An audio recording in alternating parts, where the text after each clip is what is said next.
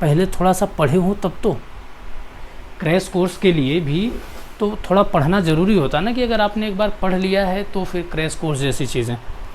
और फिर crash course के लिए इतनी फ़ीस तो किसी तरीके से जस्टिफाई नहीं है कि मैं 1 महीने में आपको पढ़ा दूँ और वो मैं आपसे आपकी जो फ़ीस है वो मैं कह दूँ कि साहब कंप्लीट हो गया, वो बिल्कुल भी जस्टिफाई नहीं है। तो इसमें जो सबसे पहला विकल्प है, सबसे पहला विकल्प आपके पास, DSSB के बच्चों को कह रहा हूँ मैं, कि वो अपना एडमिशन वापस ले लें। जो अमाउंट है वो आप अपना वापस ले लीजिए, सीधी सी बात है, इसमें कोई भी एक ऊपर नीचे वाली बात नहीं। क्योंकि अब इसमें क्या हम कर सकते हैं, इसमें क्या आप कर सकते हैं। अगर मान लीजिए मैं लगातार कंटिन्यू पढ़ाता भी तो बहुत होता तो भक्तिकाल समाप्त हो पाता, ये भी बात आप समझ रहे हैं, बहुत होता तो भक्तिकाल समाप्त हो पाता, फिर भी 1 महीने में सिलेबस आपका नहीं हो पाता। क्लियर कट बात है उसमें।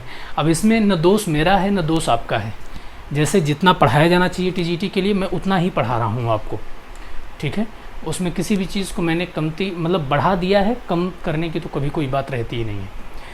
तो ऐसे में एकदम एग्जैक्ट मतलब टू द पॉइंट बात यह है कि आप, पहला विकल्प है कि आप अपना एडमिशन वापस ले लें। दूसरा विकल्प है कि अगर आप आगे की परीक्षा के लिए पढ़ना चाहते हैं, क्योंकि देखिए 4 से 4.5 महीना हो जाएगा, 3.5 नहीं हो पाएगा। मैं एक बात बता दूं क्लियर, क्योंकि मैं आज 8-9 सालों से पढ़ा रहा हूं इस विषय को और मुझे इसका एक एक कोना पता है, सारी बात मुझे पता है। नेट को पढ़ाता हूं, पहले ही दिन बता देता हूं कि भाई आपके सिलेबस में 6 से 6.5 महीने हो जाएगा, 5 या 5.5 नहीं हो पाएगा। जो नहीं हो पाएगा नहीं हो पाएगा, पूरा 2 साल का जो यूनिवर्सिटी का सिलेबस है भर भर करके आयोगों ने लगा दिया है। अब इतना आसान नहीं होता। और अगर आपको रिज़ल्ट देना है, हमारे यहाँ की एक ख़ास बात रही है, परंपरा रही, ट्रेडिशन रहा है। पिछली बार DSSB TGT PGT में जो महिला रैंक की जो फर्स्ट रैंकर हैं वो हमारी विद्यार्थी थी, निर्मला मुंडे, आप पता कर सकते हैं।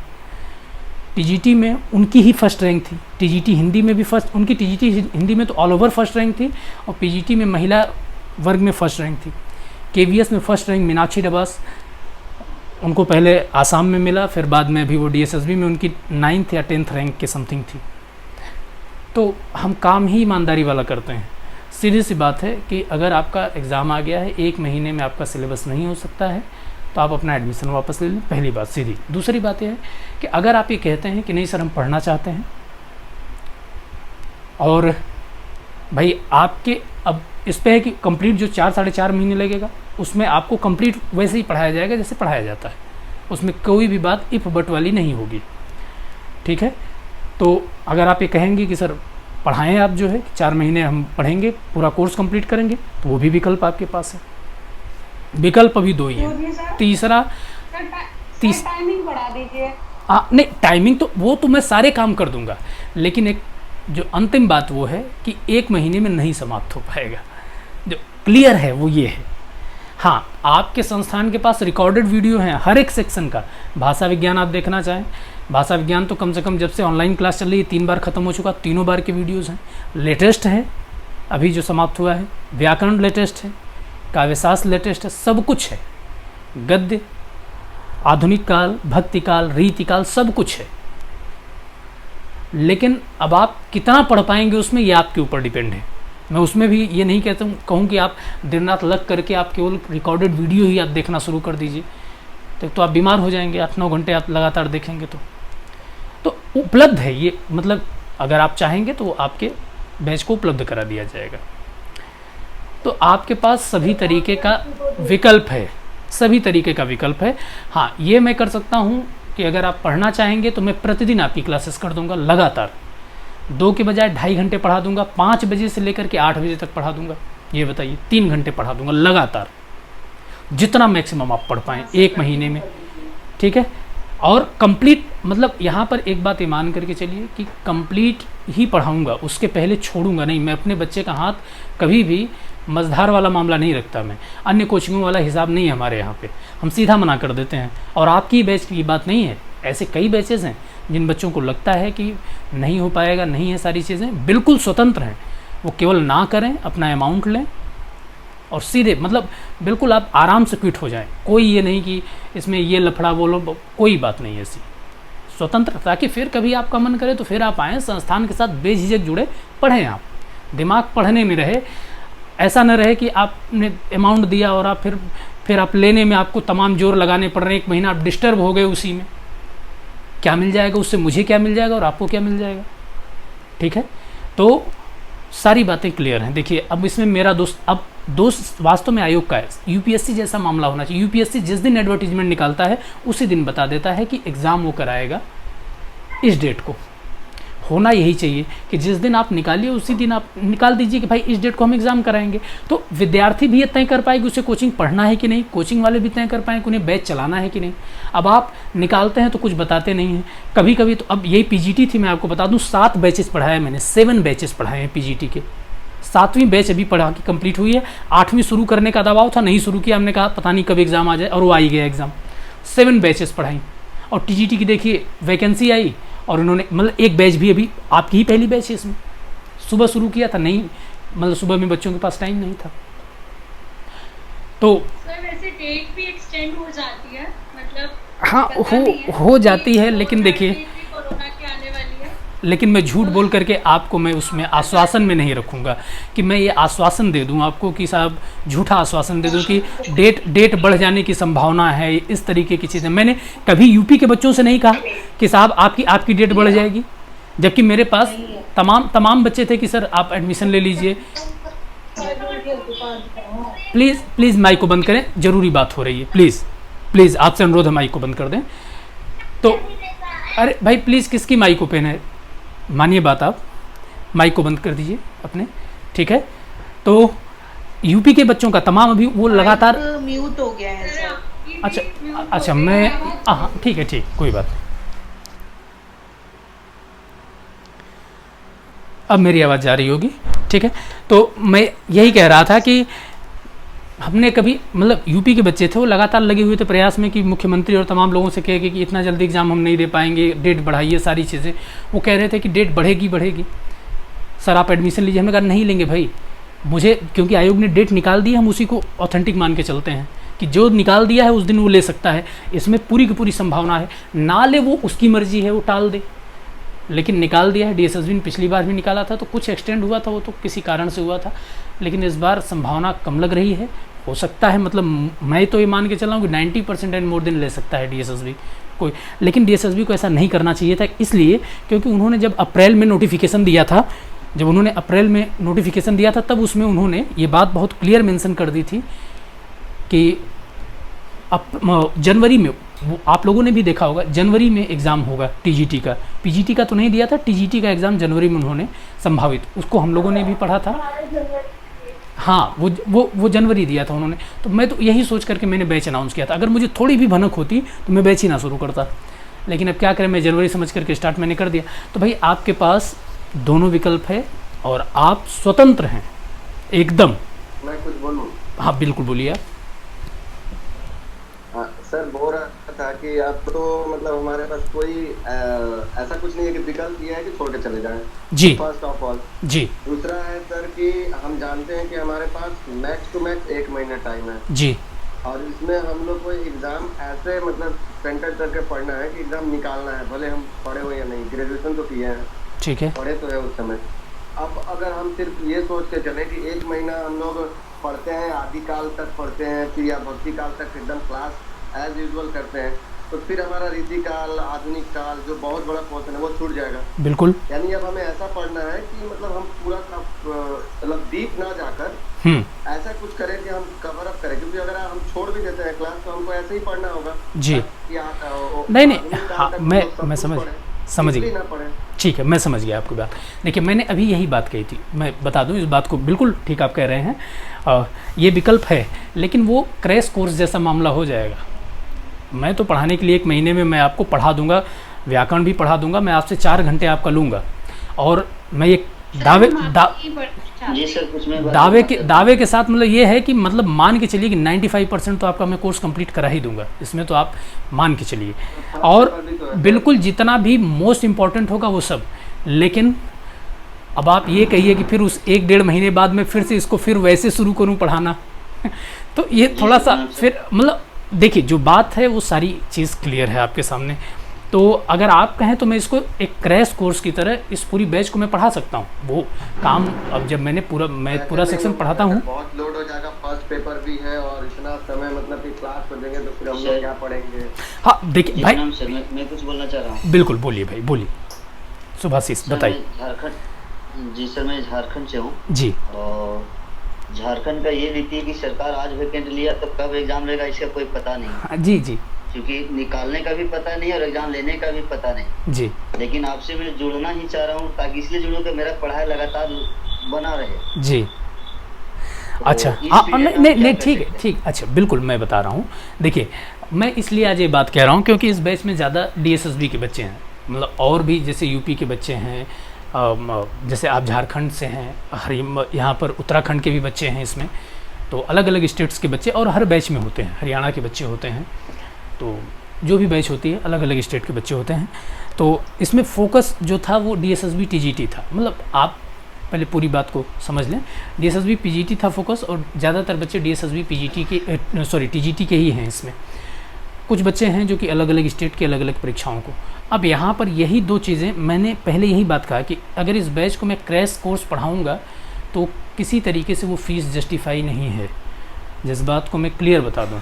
क्योंकि क्रैश कोर्स का मामला क्या होता है कि जो मोस्ट इम्पॉर्टेंट चीज़ें होती हैं परीक्षा में पढ़ाई जाने वाली, परीक्षा में आने वाली, उसी को पढ़ाया जाता है।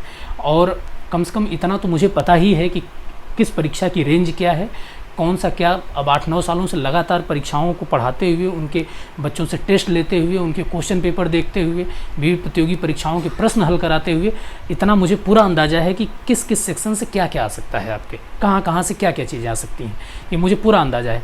लेकिन इस बैच को मैं क्रैश कोर्स के आधार पर नहीं पढ़ा सकता, क्योंकि क्रैश कोर्स में 1-1.5 महीने में चीज़ें समाप्त हो जाएंगी आपकी, ठीक है, कंप्लीट हो जाएगा वो पूरा का पूरा। और जो फीस मैं आप लोगों से जो भी चार्ज किया है वो सभी आप लोग जानते ही जानते हैं, वो क्रैश कोर्स के लिए जस्टिफाई नहीं है।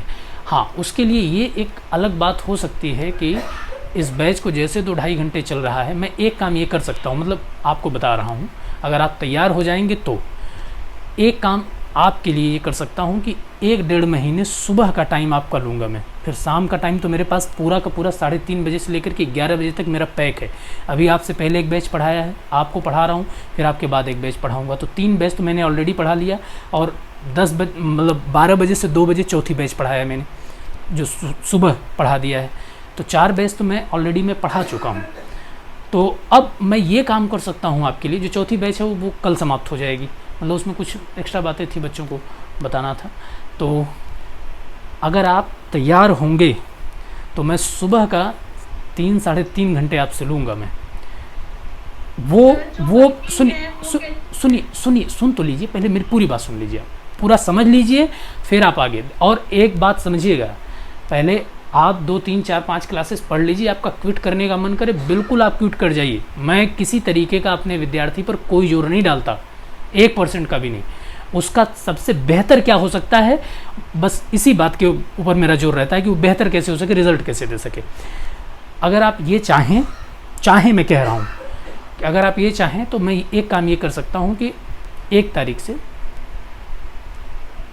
आपको सुबह का समय मुझे देना पड़ेगा। सुबह का समय कैसे देना पड़ेगा कि सुबह 8 बजे से लेकर के 11, साढ़े 11 बजे तक, 11, साढ़े 11 बजे तक का समय आपको क्रैश कोर्स, मतलब उसमें अब जैसे आदिकाल तक तो पढ़ा दिया है, तो मैं भक्तिकाल से मैं शुरू कर दूंगा, या मैं व्याकरण शुरू कर दूंगा पहले, मतलब इस तरीके से कुछ कोई पार्ट में शुरू करूंगा, ठीक है। तो वो मैं कर दूंगा। शाम को ये जो जैसे चल रहा है ये ऐसे ही चलेगा, लेकिन यहाँ पर फिर ये ज़्यादा बेटर है सर। ये प्रतिदिन सुबह में मेरे समस्या होता है सर, क्योंकि ऑनलाइन क्लास हम लोग को भी लेना पड़ता है। मैं बीएड का लेक्चरर हूँ, जी। और मुझे भी समस्या हो जाता है, क्योंकि 10 बजे से मुझे क्लास 10 से 2 बजे तक हो जाता है। अच्छा, आपका DSSB का एग्ज़ाम है, DSSB ही है? जी नहीं सर, मैं DSSB किसी का फॉर्म फिलअप नहीं किया हूँ। ठीक है, तो कोई नहीं, तब तो कोई दिक्कत। देखिए, जिसने ये केवल DSSB के लिए, जो क्रैश कोर्स वाली बात है वो केवल DSSB के लिए है, ठीक है। सर ये ज़्यादा अच्छा है, क्योंकि एग्जाम हमें भी DSSB का देना है, तो एक क्रैश कोर्स से हम कुछ कर तो पाएंगे एटलीस्ट। हाँ, मतलब ये लेकिन सर सुबह का टाइम सुबह का टाइम मैं 7 बजे से पहले ले सकती हूँ सर, मुझे ड्यूटी जाना पड़ता है। मैं समझ रहा हूँ। कॉन्ट्रैक्ट सही टीचर बात हूँ। है, सबकी मोस्टली वर्किंग है। सर सुबह 4 बजे से 7 बजे तक। 4 से 7 ले लीजिए। मैं जान रहा था यही होगा। मैं जाना समय को लेकर के आप टेस्ट नहीं दे पाते हैं एक टाइम पर, तो क्लास का तो अच्छा। सर जो क्लास नहीं ले पाएंगे सर एक जो क्लास नहीं ले पाएंगे वो रिकॉर्डेड भी ले सकते हैं। रिकॉर्डेड का एक पूरा मतलब क्रैश कोर्स वाली बात मैं कह रहा हूँ। बाकी शाम का ऐसा है कि जैसे ये चल रहा है वैसे ही चलने दें इसको, अभी जिस तरीके से है। हाँ जी ये ज्यादा सही है सर, जो कोर्स चल रहा है ये ठीक है। सर क्रैश कोर्स शुरू कर दीजिए और शाम वाले में टाइमिंग ज़्यादा कर दीजिए सर, 4-5 घंटे। तो जल्दी शुरू कर सकते हैं तो 4 बजे से कुछ इस तरीके से। सर एग्जाम सर मेन बात ये है ना सर, आप कि पढ़ एग्जाम पाएंगे। तो सुनिए, देना मैं तो प्रतिदिन 10-11 घंटे पढ़ाने का आदी हूँ, मुझे तो कोई दिक्कत नहीं है। लेकिन बच्चा ना कहने को तो कह देता है कि वो 6 घंटे 7 घंटे पढ़ लेगा, पढ़ भी लेता है, लेकिन ये जान लीजिएगा कि 6-7 घंटे पढ़ने के बाद ना मृतप्राय स्थिति हो जाती है, मरणशील जैसी फिर वो मतलब किसी लायक फिर रह नहीं जाता वो। मतलब जैसा कि वो कह रहे हैं कि अभी सर फर्स्ट पेपर भी तो पढ़ना है। मैं इस बात को भी जानता हूँ कि फर्स्ट पेपर भी तो तैयार करना है आपको अपना, तो फर्स्ट पेपर भी आपको पढ़ना पड़ेगा। तो फर्स्ट पेपर बिना उसके पढ़े कैसे हो सकता है? सर मैं एक और बात बोलूँ? ठीक है भाई, बोलिए भाई, बोलिए। हम लोग लगभग आधी काल पढ़ चुके हैं। हाँ लगभग एकदम कंप्लीट है। हाँ बिल्कुल। हमारा और 3 काल बचता है। ठीक है, तो सर इसमें अगर आप तो जानते होंगे परसेंटेज वाइज होगा ना, कि जैसे कि आधुनिक काल से ज्यादा क्वेश्चन आते हैं, तो आप आधुनिक काल को इस महीने में पढ़ा लीजिए जी जी। तो परसेंटेज वाइज देख लीजिए पेपर में कि क्या परसेंटेज रहता है। जिससे परसेंटेज ज्यादा रहता है आप उस पोर्शन को पकड़ लीजिए, और हम लोग फिर कोशिश करेंगे कि अपने से जो पोर्शन बच रहा है वो हम लोग खुद करेंगे। इससे क्या होगा सर कि 50% का अगर पेपर आधुनिक काल है तो वो हमारा 50% हो जाएगा जी। आधी काल हम लोग पढ़ चुके हैं। तो ये एक काम हो सकता है सर। चलिए मैं देखता हूँ कि कुछ तो करना पड़ेगा ना, मतलब। और इसमें वो भी भाई देखिए, अच्छा बोलिए आज जिसको जो कहना है 1-1.5 घंटे मैं आपको दूंगा, क्योंकि आप देखिए विद्यार्थी का सहज रहना, स्वतंत्र रहना बहुत ज़रूरी है। वो तभी रिजल्ट दे पाता है, तभी सारी चीज़ें। आप बिल्कुल झिझकिएगा मत। अगर आपका लग रहा है कि नहीं हो पाएगा, आप 1 मिनट में आप डिसीजन लीजिएगा। संस्थान आपके साथ खड़ा है, आप इस बात के लिए बिल्कुल 1% संकोच मत कीजिएगा कि सर क्या सोचेंगे। मैं कुछ नहीं सोचूंगा। मैं जानता हूँ कि भाई इसमें ना आपकी गलती है ना मेरी गलती है। आ गया है एग्ज़ाम की डेट में, आप क्या कर सकते हैं, हम क्या कर सकते हैं। तो इसमें अगर किसी को ये लगता है कि भाई कुछ ये देखिए, शाम की बैच आपकी अगर सुबह का अगर आप लेंगे तो शाम की बैच इसी तरीके से आपकी चलती रहेगी। और सुबह के लिए सर ने कहा था कि सर एक क्रैश कोर्स शुरू करते हैं, कुछ बच्चों की मांग है कि DSSB का जो है एक क्रैश कोर्स शुरू किया जाए। तो हमने कहा भाई चलिए बच्चों की मांग है तो शुरू कर देते हैं। उसको व्याकरण से शुरू करेंगे, व्याकरण पढ़ाएंगे और पहले व्याकरण पढ़ा देंगे। और बात यह है कि अब देखिए 2 बातें हैं, थोड़ा सा सुन लीजिएगा, मतलब सारी बातें, क्योंकि DSSB के बच्चे इस क्लास में 7-8 हैं। अब 7-8 बच्चों को लेकर के क्रैश वाला चीज़ें आराम से कराई जा सकती हैं, कोई दिक्कत नहीं है। अगर उसमें और लोग जोड़ने के इच्छुक हैं तो उनको भी जोड़ा जा सकता है। तो उसमें जोड़ने में यही दिक्कत होगी कि कोई भी अगर आपकी ही जगह अगर कोई नया बच्चा जुड़ेगा तो कहेगा कि सर हम तो शुरू से पढ़ना चाहते हैं। अब आप भक्तिकाल शुरू कर दीजिए, कहेगा सर आदिकाल कहाँ गया। कोई भी है वो कहेगा कि सर आदिकाल कहाँ गया। तो अब वहाँ पर 2 ही बातें हो सकती हैं कि भाई या तो उसको फिर से आदिकाल से पढ़ाना पड़ेगा मुझे, और आदिकाल से फिर ऐसा नहीं पढ़ाऊँगा जैसे आपको यहाँ पर पढ़ा रहा हूँ। आदिकाल में जो मोस्ट इम्पॉर्टेंट चीज़ें हैं बताते हुए कि ये आदिकाल में ये चीज़ें ज़रूरी हैं। 2 से 3 क्लासेस वहाँ पर निर्धारित रहेगी, तो आपको 3-3.5 क्लासेस एक्स्ट्रा पढ़नी पड़ेंगी वहाँ पे। थोड़ा सा ये काम करना पड़ेगा, मतलब 1-2-3 तारीख तक आपको हो सकता है कि आदिकाल पढ़ना पड़े, हो सकता है। अगर मान लीजिए अगर कोई नया बच्चा जुड़ता है तो, नहीं कोई जुड़ता है, अगर हम देखते हैं अगर कोई नहीं रहता है इस तरीके से, तो फिर हम भक्तिकाल से शुरू कर देंगे आपको। मतलब जो है भाई देखिए जो कंडीशन। हाँ बता दीजिए सर। मैंने जो देखा सर कि आज जो मैं पेपर एनालाइज किया हूँ, देखा हूँ कि सर आदिकाल के 5 क्वेश्चन आए हुए थे इस बार जी, ठीक इस तरीके से। और आधुनिक काल का कम से कम 25 से 30 क्वेश्चन रहता है बिल्कुल आधुनिक काल से, वो रहेगा। मुझे ये लगता है सर कि आप आधुनिक काल पढ़ा दीजिए हम लोग को, इस महीने में। अच्छा। और हम लोग भक्ति काल और रीति काल खुद से करने का कोशिश करते नहीं हैं। नहीं, और देखिए आपके मैं पढ़ाऊँगा जब, हम सुनिए टेस्ट कर देते हैं उसको। सुने सुने आप, मैं पढ़ाऊँगा तो मैं फिर क्रैश कोर्स का मतलब होता है कि पूरी चीज़ फिर आधुनिक काल भी कंप्लीट उसमें पढ़ाऊँगा और आपको बताऊँगा कि किस किस तरीके, देखिए नहीं बोल रहा हूँ। हाँ हाँ हाँ ठीक है, मैं समझ गया कि वहाँ पर मैं पहले आधुनिक काल शुरू करूँ, ये कहना चाह रहे हैं आप। उसका परसेंटेज बहुत ज़्यादा है। हाँ हाँ बिल्कुल, ये इसमें कोई दो राय नहीं है, आधुनिक काल का परसेंटेज बहुत ज़्यादा है। ठीक है, तो मैं देखिए जैसे कोई भी पढ़ना, जैसे मान लीजिए आप ही आज शुरू किए हैं पढ़ना जैसे हमारे साथ, तो आपने पहले आदिकाल अगर शुरू में आधुनिक काल से कर देता तो आपके मन में होता है कि पता नहीं आदिकाल भक्तिकाल रीतिकाल क्या पढ़ाएंगे कि नहीं पढ़ाएंगे, क्या होगा। तो मैं यही कह रहा था कि मान लीजिए अगर कोई उसमें नया बच्चा जुड़ता है, अगर उस क्रैश में, क्रैश का एक हमारा है और वो केवल और केवल आपके लिए, कि अगर आप तैयार होते हैं तो ही क्रैश का शुरू किया जाएगा, आप नहीं तैयार होंगे तो फिर क्रैश भी संभवतः नहीं शुरू होगा। आप तैयार होंगे तो क्रैश कोर्स का हम एक शुरू कर देंगे। हाँ बता दीजिए, फिर भी सर बोलिए। इसी टाइम पे सर क्रैश कोर्स शुरू कर दीजिए भक्ति काल से। नहीं, फिर इस टाइम नहीं, फिर ना, हाँ ये शुरू तो मैं कर सकता हूँ, लेकिन फिर अब ये टाइम आप ये मान के चलिए कि ये तो आपके प्रॉपर पढ़ने वाली टाइम थी, फिर प्रॉपर कब पढ़ाऊँगा आपको, प्रॉपर कब पढ़ाऊँगा? जो प्रॉपर पढ़ा रहा हूँ मैं, जो आपको प्रॉपर पढ़ाया जा रहा है, जो और बाकी कैंडिडेट्स हैं उनके लिए फिर पेपर होने के बाद कंटिन्यू करिए सर तो- भक्ति काल से। नहीं सर आप तो ना जो नहीं नेपाली क्लास तो उनके लिए आप ना वीडियो प्रोवाइड कर दीजिए और हमें तो क्रैश कोर्स कर दीजिए, सुबह हम तो ले लेंगे कुछ। हाँ जी सर, क्योंकि पेपर तो देना ही है, क्रैश कोर्स मॉर्निंग में देख लेते हैं सर। हाँ और जो नहीं लेना चाहे वीडियो प्रोवाइड कर दीजिए, क्या प्रॉब्लम है, उसका भी जब उनको टाइम मिलेगा वो वीडियो बिल्कुल देख लेंगे, क्या बिल्कुल दिक्कत है? नहीं, देखिए दो फिर क्लासेस आपकी दोनों चलेंगी, ये भी चलेगी शाम वाली क्लास फिर, हाँ जी हाँ जी हाँ जी। ऐसा नहीं है कि फिर ये क्लास नहीं चलेगी। ये क्लास सर ये बेस्ट ये क्लास जैसे चल रही है फिर ये बिना दबाव के वैसे ही चलेगी, जैसे आपको पढ़ा रहा हूँ ठीक तरीके से ये वैसे ही चलेगी क्लास। क्रैश कोर्स केवल DSSB के उन बच्चों के लिए है जिनका परीक्षा 1 महीने में आ गई है, केवल उनके लिए। सर ये ठीक है। डेली 7 घंटा 8 घंटा क्लास कर, मतलब आप समझ अरे, पा रहे हैं सर। अच्छा मैं अच्छा मैं के लिए बोल रहे हैं सिर्फ। ठीक, मैं एक बात, अच्छा पहले सुन तो लीजिए, मेरी बात सुनिए। पहली बात यह है कि केवल DSSB के बच्चों के लिए, जो और किसी स्टेट का है, अगर मान लीजिए DSSB अगर जनवरी में एग्ज़ाम लेता तो क्या मैं क्रैश कोर्स पढ़ाता, ये बताइए आप। अगर जनवरी में लेता तो मैं पढ़ाता नहीं, पढ़ाता ना, तब तो मैं आपको यही शाम वाली बैच ही देता, तब तो यही शाम वाली बैच मिलती।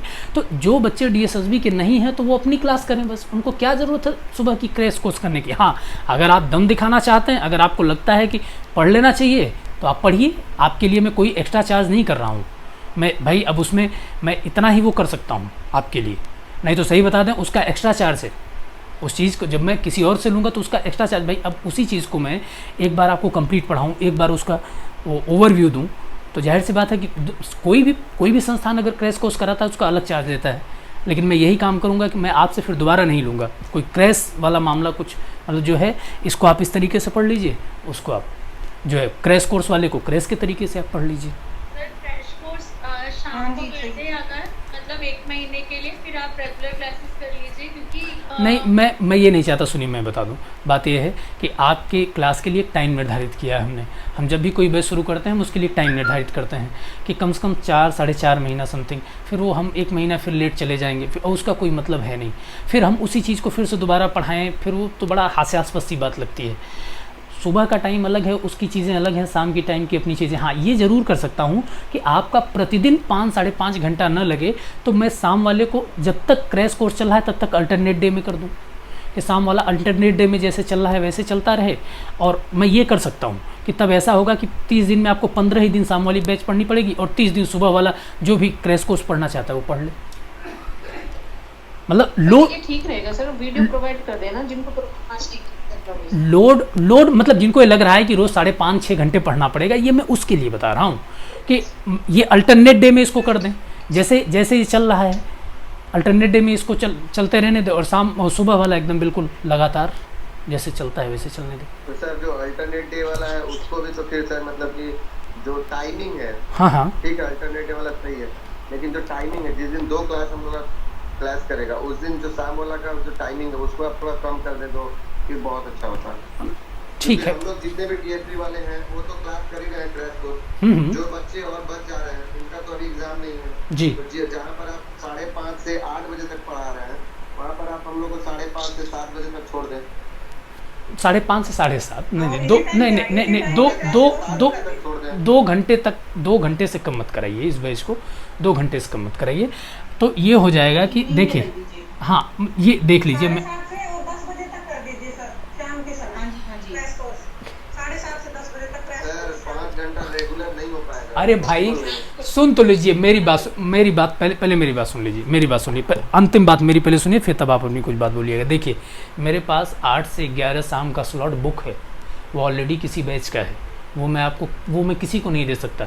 जैसे आप मुझे प्रिय हैं वैसे वो बैच भी मुझे प्रिय है, मेरे हर बैच के बच्चे मुझे उतने ही प्रिय हैं। तो मैं उनके लिए कैसे किसी का हक कम, किसी का टाइम कम करके और आपको दे दूं, या उनका कम करके कैसे, मतलब आपका कम करके किसी दूसरे को कैसे दे दूं, वो मैं काम नहीं करता कभी भी। बढ़ा सकता हूं, कम नहीं करता किसी की। तो उस टाइम को नहीं दिया जा सकता। रात के 8 बजे से आपकी बैच समाप्त होती है, उसके आधे घंटे बाद अगली बैच शुरू हो जाती है। तो वो काम नहीं हो सकता कि रात की बैच का टाइमिंग मैं दे दूँ आपको। ये हो सकता है, सुन लीजिए, देखिए मैक्सिमम क्या हो सकता है कि 8 बजे से या 8:30 बजे से, दोनों में से मैं दोनों में जो भी देख लूँगा। सुबह के टाइम की बात कर रहा हूँ, AM, यहाँ से लेकर के 3.5 घंटे पढ़ना पड़ेगा, क्योंकि 2 सेक्शन पढ़ाऊँगा एक साथ में। एक साहित्य का सेक्शन पढ़ाऊँगा और एक व्याकरण का सेक्शन पढ़ाऊँगा, क्योंकि यही 2 सबसे ज़्यादा TGT में पूछे जाने वाले सेक्शन हैं, सबसे ज़्यादा। तो प्रयास ये रहेगा कि 8:30 से 12 बजे तक आपको पढ़ाया जाए। अगर 8 बजे से शुरू करूँगा तो 11:30 तक पढ़ाऊँगा। आ रही बात समझ में? 11:30 से 11:45 हो जाएगा ये, क्योंकि भाई 1 महीने में पढ़ाना भी तो है हिंदी, मजाक थोड़ी ना है 1 महीने में हिंदी पढ़ाना। इसको आप बहुत कठिन साधना समझिए इसको।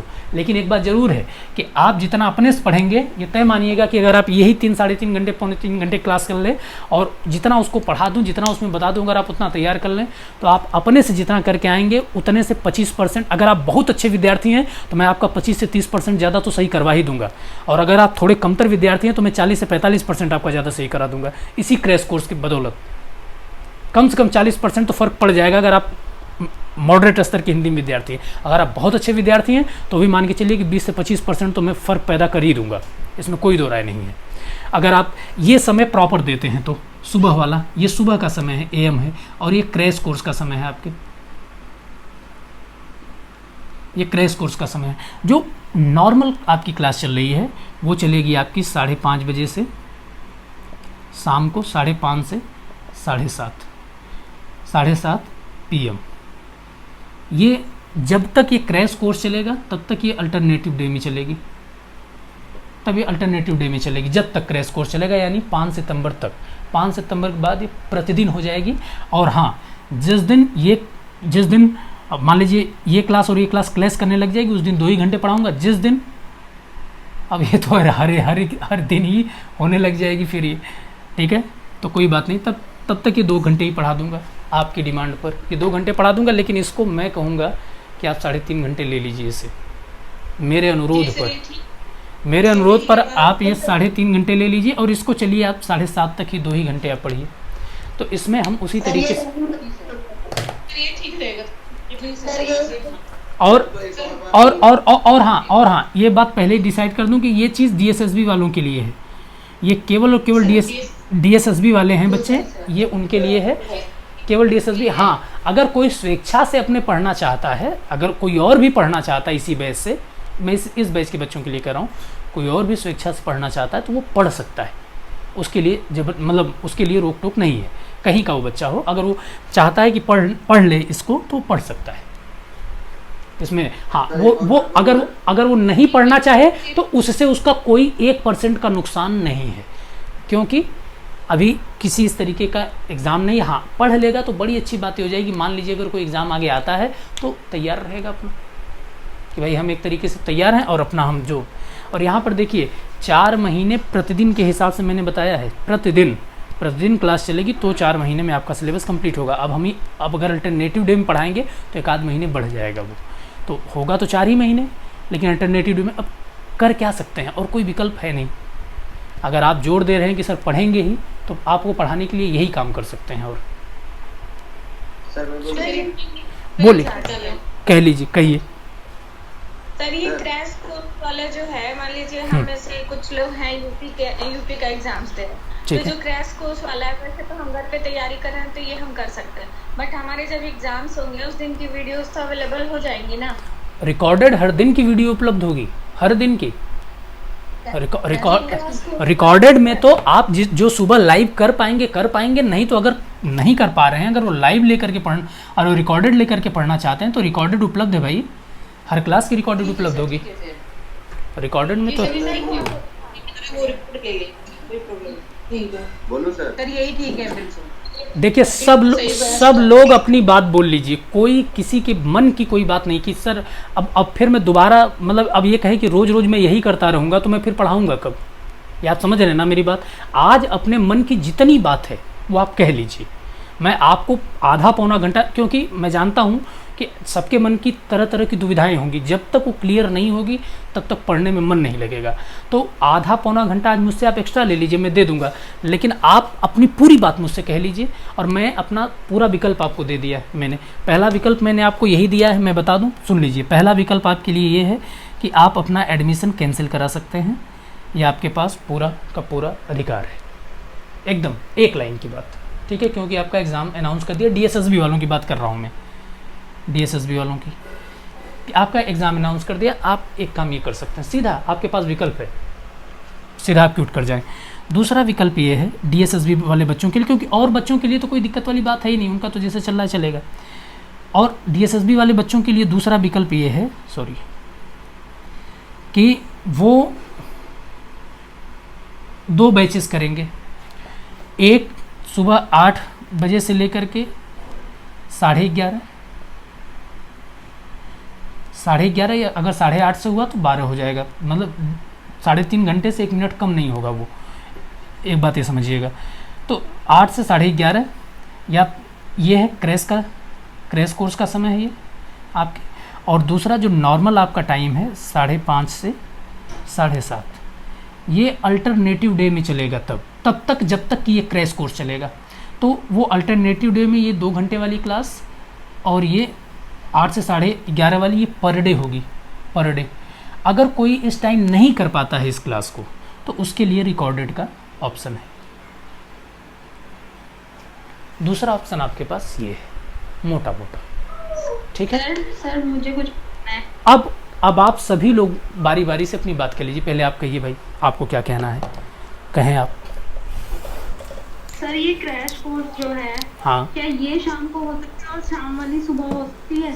नहीं, मुझे नहीं, जाना होता है, मैं और बताइए मैं कैसे कर पाऊंगी 8 से जो आप 11:30 तक बोल रहे हैं? तो देखिए, रिकॉर्डेड बोल तो नहीं है सर। नहीं देखिए, अगर सुन लीजिए, अगर सभी लोग अगर ये कह देंगे कि सर इस क्लास को, क्योंकि 3.5 घंटे यहाँ समय निकलेगा कैसे, 5:30 से फिर वो भागने लगेगा, 5:30 से 9 भागने लगेगा, वो मेरे लिए बड़ी दिक्कत की बात हो जाएगी। 5:30 से 9 फिर मैं दूसरी बैच का टाइम क्लैश करने लग जाएगा उससे, आप मेरी मजबूरी समझिए।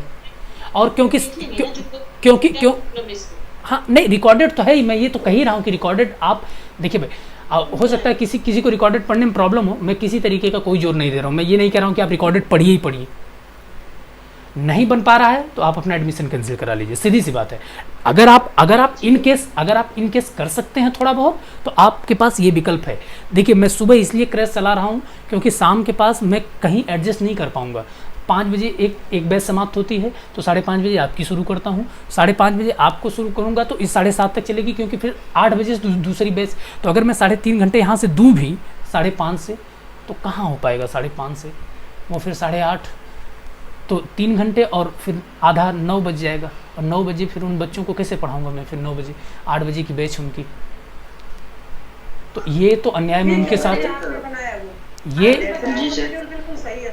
ये मतलब नहीं देखिए, मूल बात यह है कि मैं किसी बैच के बच्चे के साथ अन्याय नहीं करना चाहता। ऐसा नहीं हो सकता कि आपकी बैच नई है तो मैं उसके चलते मैं पुराने बच्चों के साथ अन्याय कर दूं। कल को आप भी पुराने हो जाएंगे, कल को फिर कोई नई बैच आ जाएगी, तो मैं फिर क्या मैं आपके साथ अनदेखी करना शुरू कर दूं? ये नहीं हो सकता मुझसे। उससे बेहतर है मैं मना कर दूंगा, क्योंकि जिनको लिया है, जो मेरी जिम्मेदारी है वो तो जिम्मेदारी है भाई, मैं उसको कैसे छोड़ दूँ।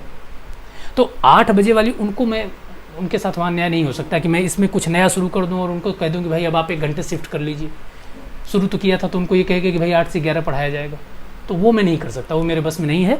हाँ ये ज़रूर है कि इसको सुबह क्रैश हो जाएगा और शाम को 2 ही घंटे तक पढ़ाऊँगा जब तक आपका क्रैश चलेगा, ताकि आपके ऊपर ज़्यादा लोड ना पड़े। इस बात को ध्यान में रख करके अल्टरनेट डे में। सर 1 महीना बचा है। जी सर। अब सभी लोग अगर हाँ कर देंगे तो ही बात शुरू होगी। अगर कोई ना वाला है तो पहले वो अभी ना कर दे, नाम बता दे। जी सर बोल रहे थे थोड़ा सा। हाँ कोई, जी सर। हाँ कोई अगर ना वाला है तो अपना नाम बता दे। मैं चूँकि अब यहाँ पे मैनेजमेंट हेड जो है अजय सर, मुझे उनको बताना पड़ेगा कि उन्होंने कहा है कि इस तरीके से वो अपना एडमिशन वापस चाहते हैं। अगर कोई है, एक विकल्प है तो ये है, दूसरा विकल्प है तो वो है। तो कोई ना वाला हो तो अभी जैसे आप कह रहे हैं 2 पार्ट करें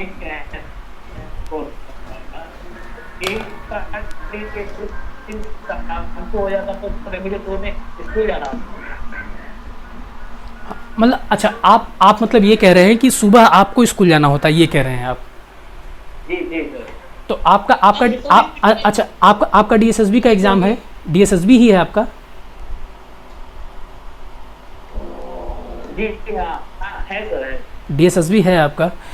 तो फिर आपके पास देखिए रिकॉर्डेड का ऑप्शन बचा है, रिकॉर्डेड का ऑप्शन 1 महीने, फिर देखिए रिकॉर्डेड का ऑप्शन बचा हुआ है।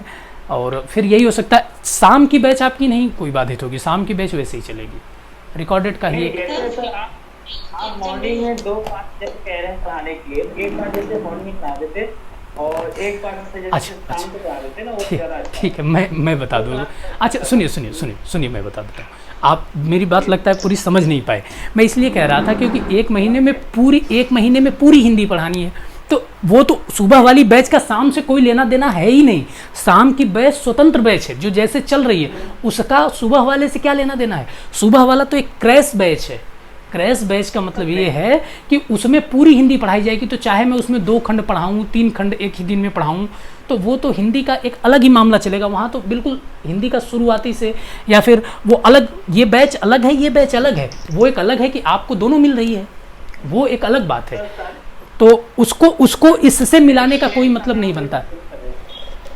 समझ में आ गया। अब आप क्रैश कोर्स शुरू कर दीजिए सुबह वाला ही, रिकॉर्डेड क्लास ले लीजिए सर, क्योंकि कॉम्प्रोमाइज नहीं कर सकते ना। जी सर मैं और सर मेल का एग्जाम नहीं, एग्जाम है 5 तारीख को, मेल का नहीं है, अभी मेल का आया नहीं है। तो पहले एक चीज़ ये बता दीजिए, पहले मेरे एक चीज़ का उत्तर दे दीजिए। कोई नहीं वाला है, एडमिशन कैंसिल वाला है, तो वो पहले बता दे, क्योंकि मैं इसको आगे फॉरवर्ड कर दूंगा। कोई इतने विकल्प जानने के बाद अगर कोई नहीं वाला है तो पहले बता दे उसको। मुझे किसी तरीके की कोई आपत्ति नहीं है। जी सर। मैं पीजीटी और टीजीटी दोनों का तैयारी के लिए हम पर्पस आपसे जुड़े हैं। ठीक है। और मेरा बात यह है कि आप 4-4.5 महीना में मेरा कोर्स कंप्लीट हो जाता है। 4.5। और झारखंड का जो सिलेबस है पीजीटी का आप जान रहे होंगे, या तो फिर इसका सिलेबस आपके पास 11 करा देंगे। जी जी। तो 4.5 महीने के बाद मेरा अगर 1 साल के बाद अगर मेरा वैकेंट आता है, तो उस पीरियड में हम आपसे कैसे क्या संपर्क कर सकते हैं, उस सिलेबस को कैसे कंप्लीट करें?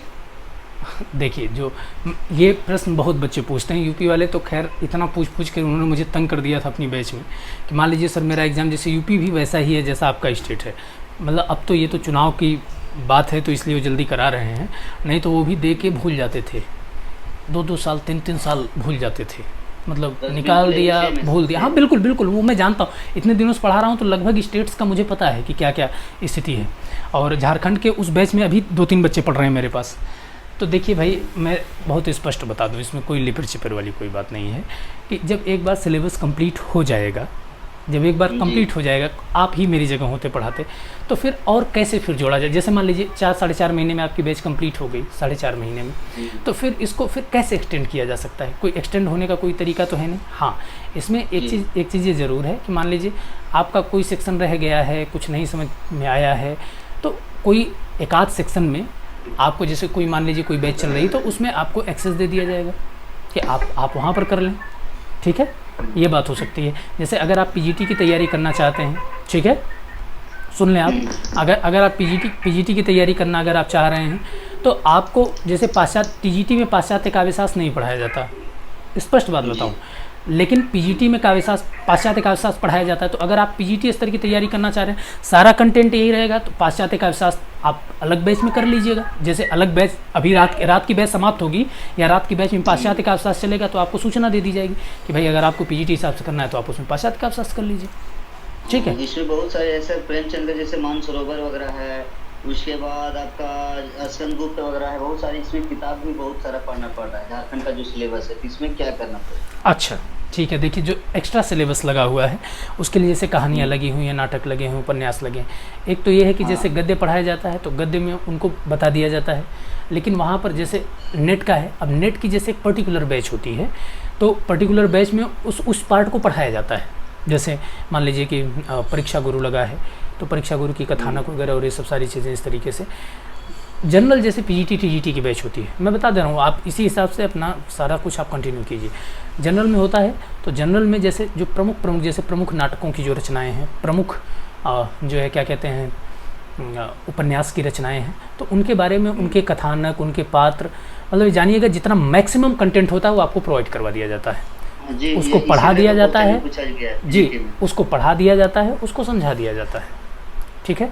अगर आपकी स्पेशल कोई रचना है, अगर आप स्पेशल रचना कोई पढ़ना चाहते हैं तो फिर आपको जैसे मान लीजिए पार्ट पढ़ा दिया गया तो लगा कि आपको कि ये कि स्पेशल रचना पे बात और हो जाती तो ज़्यादा अच्छा होता, ठीक है।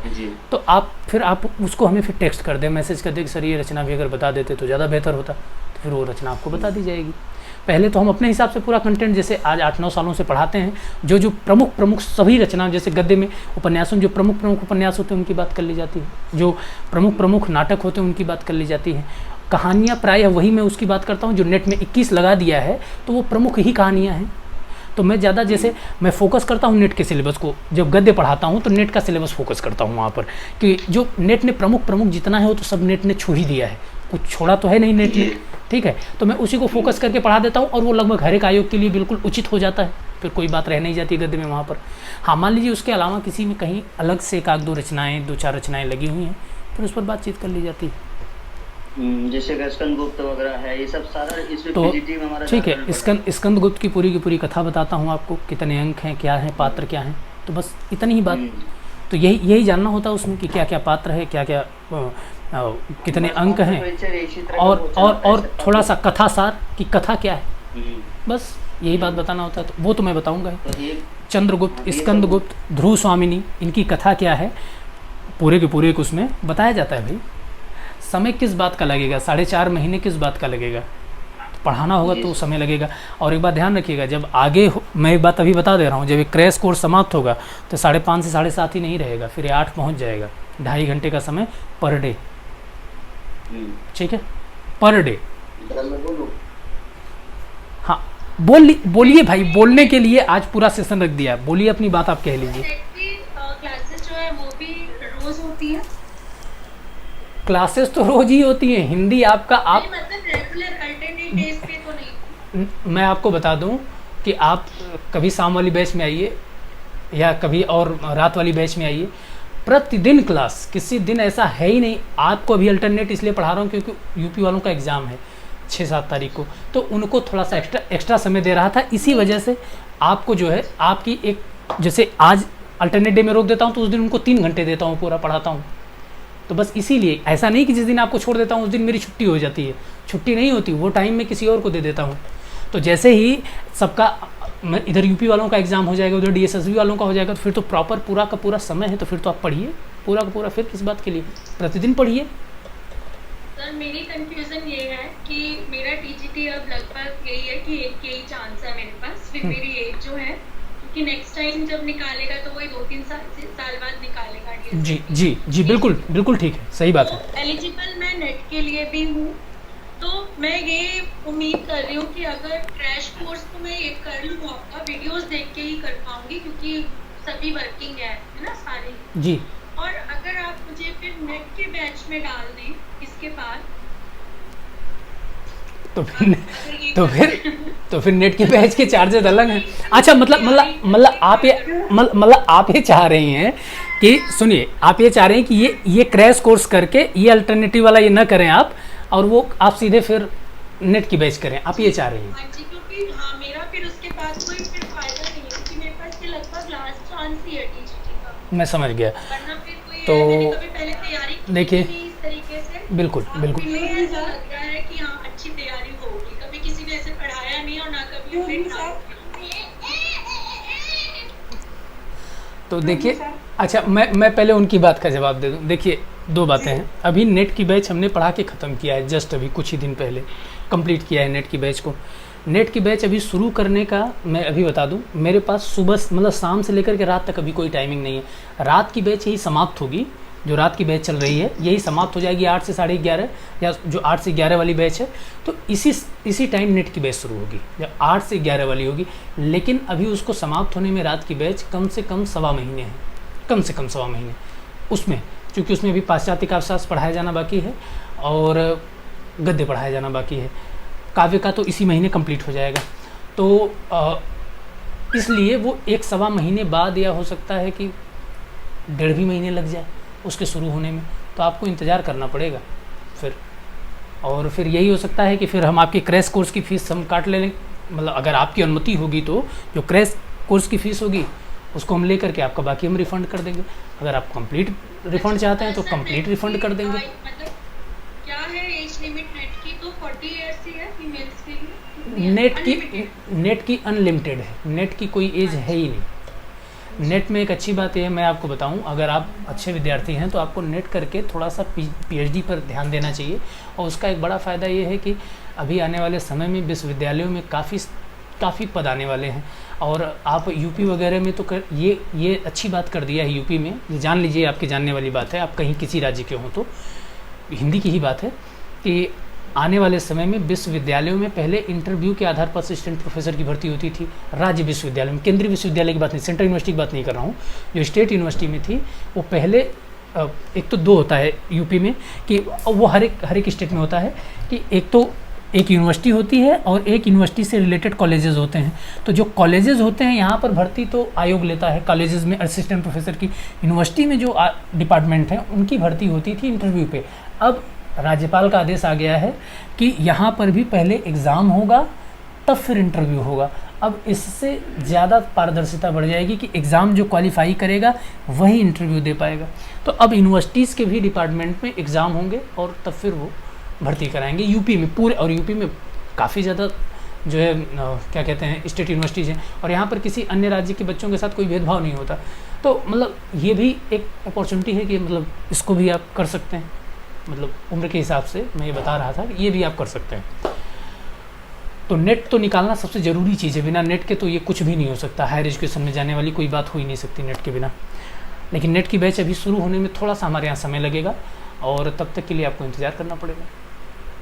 तो जो है, देखिए, जो बात है वो मैंने क्लियर कंप्लीट आपको बता दी। सोच लीजिए, 1-2 दिन तब तक पढ़ लीजिए, कोई दिक्कत वाली बात नहीं है। और क्रैश कोर्स वाला जो अगर पढ़ना चाहें तो क्रैश कोर्स वाले आप शुरू करें वहाँ पर और उसको उस तरीके से पढ़ें देखें, ठीक है।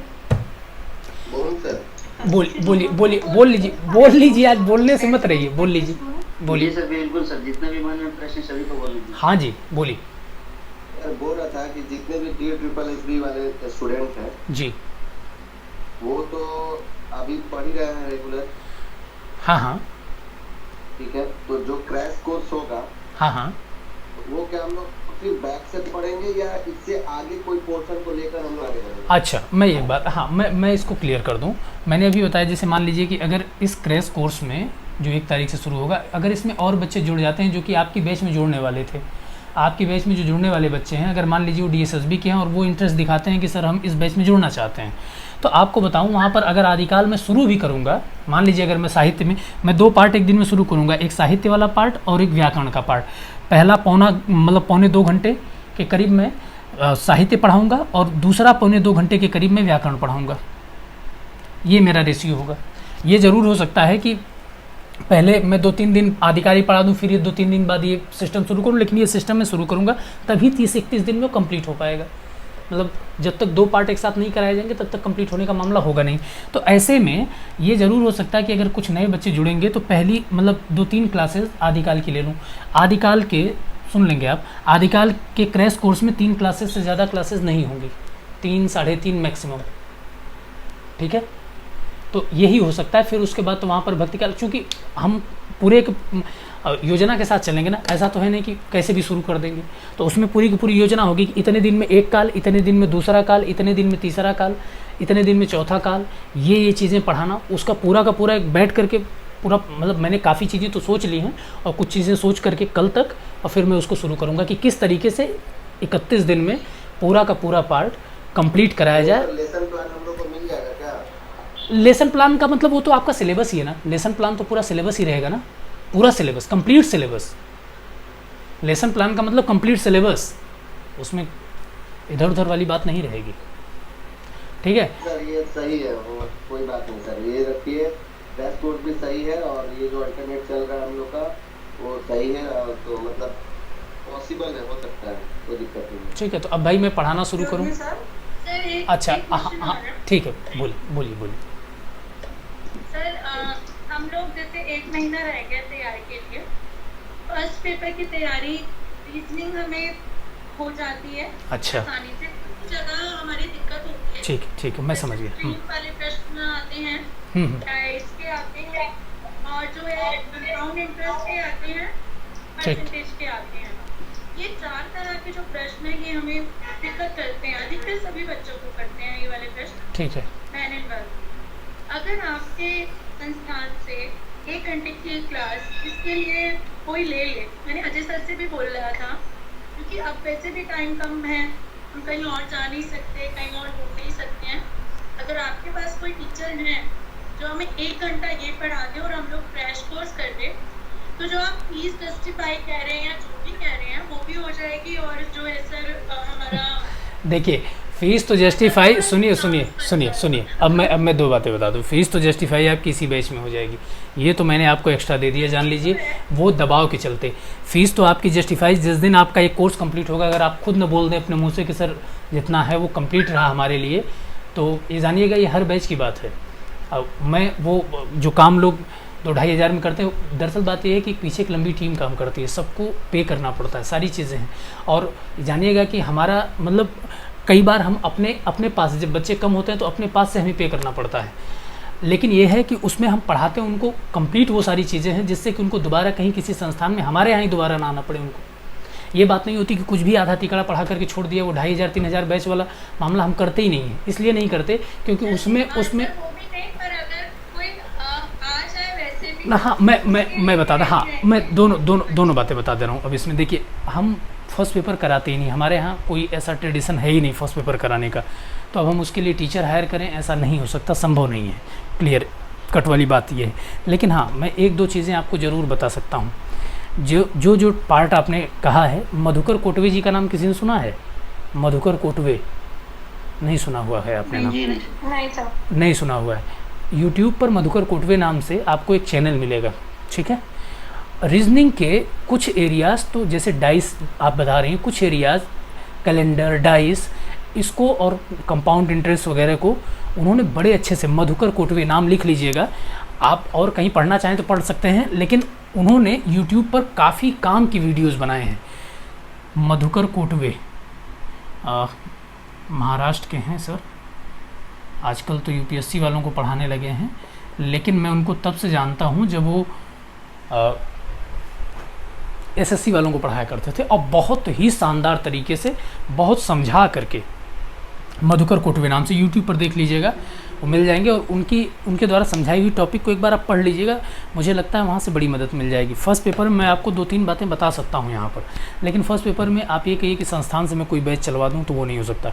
बात रहेगी फीस जस्टिफाई की, तो ये तो बैच आपको जितना जो फीस आपकी है उसमें तो आपका यही बैच कंप्लीट, ये तो मैं आपसे कुछ भी इसका पे नहीं कर रहा हूँ, कुछ भी, क्योंकि एग्ज़ाम आ गया है, और इतना तो नैतिक दायित्व हमारा बनता है, हर काम लाभ के लिए नहीं किया जाता, ठीक है। तो हाँ, बोलिए क्या नहीं लग रहा है आपको? नहीं, मैं आप स्टार्टिंग में ऐसा बोल रहे थे, इसलिए मैंने बोला कि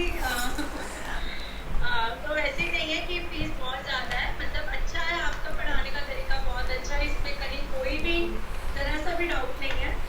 अब विपदा ये है कि एग्ज़ाम बहुत जल्दी है, तो मैं देखिए, मैं थोड़ा सा फर्स्ट पेपर के बारे में बता देता हूँ, सुन लीजिए आप थोड़ा सा।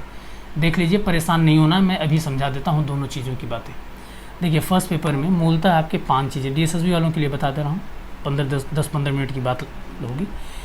एक तो मैथमेटिक्स का सेक्शन आता है, एक रीजनिंग का सेक्शन आता है, एक जनरल अवेयरनेस का सेक्शन आता है, एक इंग्लिश का सेक्शन आता है आपका, और एक हिंदी का सेक्शन आता है। थोड़ा सुन लीजिए स्ट्रेटजी अगर आप बना रहे हैं 1 महीने पढ़ने के लिए, तो मेरी भी बात सुन लीजिए, इतने दिन से पढ़ा रहा हूँ तो कुछ एक अनुभव मेरा जो ये कहता है, जितनी बात आपको बता दूं, अगर आप उतनी बात फॉलो कर लेंगे तो आप ये मान के चलिएगा कि आपके लिए बहुत कुछ प्लस हो जाएगा। देखिए मैथमेटिक्स में, मेरी बात सुनिए, मैथमेटिक्स ज़्यादातर हिंदी के बच्चों की वीक होती है। ये बात मतलब आज तक इतने दिन मैंने पढ़ाया, कोई ऐसा बच्चा नहीं मिला कहा कि सर मैं बहुत धुरंधर हूँ, ऐसा कोई भी नहीं है। तो ये मान के चलिए कि मैथमेटिक्स बहुत रोल प्ले नहीं करने वाली है। सुन लीजिएगा मेरी बात, इससे कॉन्फिडेंस तो आपका बढ़ ही जाएगा, इतना इसमें कोई दो राय नहीं है। मैथमेटिक्स के बारे में कोई ये ताल ठोक करके हिंदी का बच्चा नहीं कर सकता कि वो मतलब कि बिल्कुल सही है और बहुत ज़्यादा प्रश्न कर लेगा। कुछ लोग थोड़े ठीक ठाक होते हैं, कुछ लोग थोड़े कम ठीक ठाक होते हैं, बस इतनी ही बात होती है मैथमेटिक्स में। इसीलिए मैथमेटिक्स का रोल आपकी परीक्षा में है ही नहीं, आपके मतलब आपके सिलेक्शन में। इससे अगर कोई घबरा रहा है तो वो अनावश्यक का घबरा रहा है, जिसका कोई मतलब है ही नहीं, क्योंकि ये 90% एंड मोर देन बच्चों की ये खराब ही है। 10% में कुछ थोड़े बहुत बच्चे हैं जिनकी मैथमेटिक्स थोड़ी बहुत ठीक होती है, हिंदी बैकग्राउंड में प्राय न के बराबर। अब हर सेक्शन से आता है 20-20 प्रश्न। थोड़ा सा सुन लीजिए आप मेरी बात को, मैं आपको बता दूं क्या करना है आपको। पहली भी क्लास में बताया था, यहाँ भी बता देता हूँ। देखिए मैथमेटिक्स में क्या काम कीजिए, जिसकी मैथमेटिक्स ख़राब है, मान लीजिए कि पूरे एडवांस लेवल की, प्लीज़ माइक को बंद कर दीजिए, दिक्कत होती है। जो एडवांस मैथमेटिक्स है और जो एक अरिथमेटिक है, जो अरिथमेटिक है, इन दोनों में से आप मान लीजिए एडवांस ख़राब हो सकती है, आपकी ज्योमेट्री नहीं अच्छी है, अलजेब्रा अच्छा नहीं है, कोई बात नहीं। आप ऐसा कीजिए कि अरिथमेटिक्स में से देखिए, सेक्शन छोड़ने से बेहतर क्या हो सकता है, किसी सेक्शन को कंप्लीट छोड़ दें, उससे बेहतर है कि उसमें कम से कम हम 5 प्रश्न तो हल कर लें। मैं ये कहता हूँ कि गणित को क्विट ही करना है, छोड़ना ही है, तो कम से कम मैं उन एकदम सबसे निम्न बच्चों की बात कर रहा हूँ जिनको गणित बिल्कुल आती ही नहीं, वो क्या करें, अर्थमेटिक वाले पार्ट में से, अंकगणित वाले पार्ट में से 5 सेक्शन या 5 से 8, मैं कहता हूँ कि 8 सेक्शन सेलेक्ट करें, कि 8 एरिया में जो उनको थोड़ा बहुत समझ में आता है उसको उस पर ही फोकस करें इस दौरान। बाकी और एरिया जो उनके समझ से परे हैं उनको मत पढ़ें। 7-8 एरिया चयन कर लें आप गणित में, और उसी को अच्छे से करें कि उसमें से अगर प्रश्न आता है तो गलत ना हो आपसे, ठीक है। और उस 8 एरिया को जो आपके समझ में आता है, थोड़ा यूट्यूब पर 2-4 अच्छे ज़रूर आपको मिल जाएंगे, 2-4 अच्छे अध्यापक, मतलब उस एरिया के। अगर आप जैसे पुनीत सर हैं और उसमें 1-2 लोग और हैं, मैं आप कहेंगे तो मैं पता करके मैं बता दूंगा, तो आप उसमें से कुछ उन लोगों की वीडियोस देख लीजिए, उस एरिया से पर्टिकुलर टॉपिक का नाम डालिए यूट्यूब पर, उससे रिलेटेड वीडियो 2-4 लोगों को देख के पता चल जाता है कि कौन टीचर अच्छा पढ़ा रहा है हमारे मन माफिक, उसकी कुछ बातें सुन लीजिए, हो सकता है कुछ ट्रिक वगैरह बता दे, कोई बात समझ में आ जाए। अब ये समय नहीं है कि आप पूरा मैथमेटिक्स पढ़ लीजिएगा, आप अब ये समय है कि मैथमेटिक्स में अपनी रुचि के 8 से 10 एरिया सेलेक्ट कर लीजिए, और उसमें जो कुछ किताब है आपके पास, मान लीजिए कि SD यादव की किताब है, या फिर एक वो चांद पब्लिकेशन की जिसको लोग बहुत ज़्यादा पढ़ते हैं, क्या नाम है भाई उस, S चंद पब्लिकेशन की जो आती है, RS अग्रवाल, जी बिल्कुल, RS अग्रवाल या SD यादव, जो भी किताब आप चाहते हैं उस एरिया मतलब उस सेक्शन से आप कुछ प्रैक्टिस मतलब कुछ प्रश्न भी हल कर लीजिए, कुछ यूट्यूब की मदद ले लीजिए, बस इतना ही कीजिए मैथमेटिक्स में। इससे ज़्यादा अगर आप दे रहे हैं समय तो अपना टाइम ख़राब कर रहे हैं आप केवल, और आप अपने अन्य सेक्शन को फिर कमज़ोर कर रहे हैं। अब आ जाइए रीजनिंग पे। रीजनिंग ज़्यादातर विद्यार्थियों की जो मैथमेटिक्स का लोड होता है वो रीजनिंग ही लेता है, तो आपको रीजनिंग तो अच्छे से करनी पड़ेगी।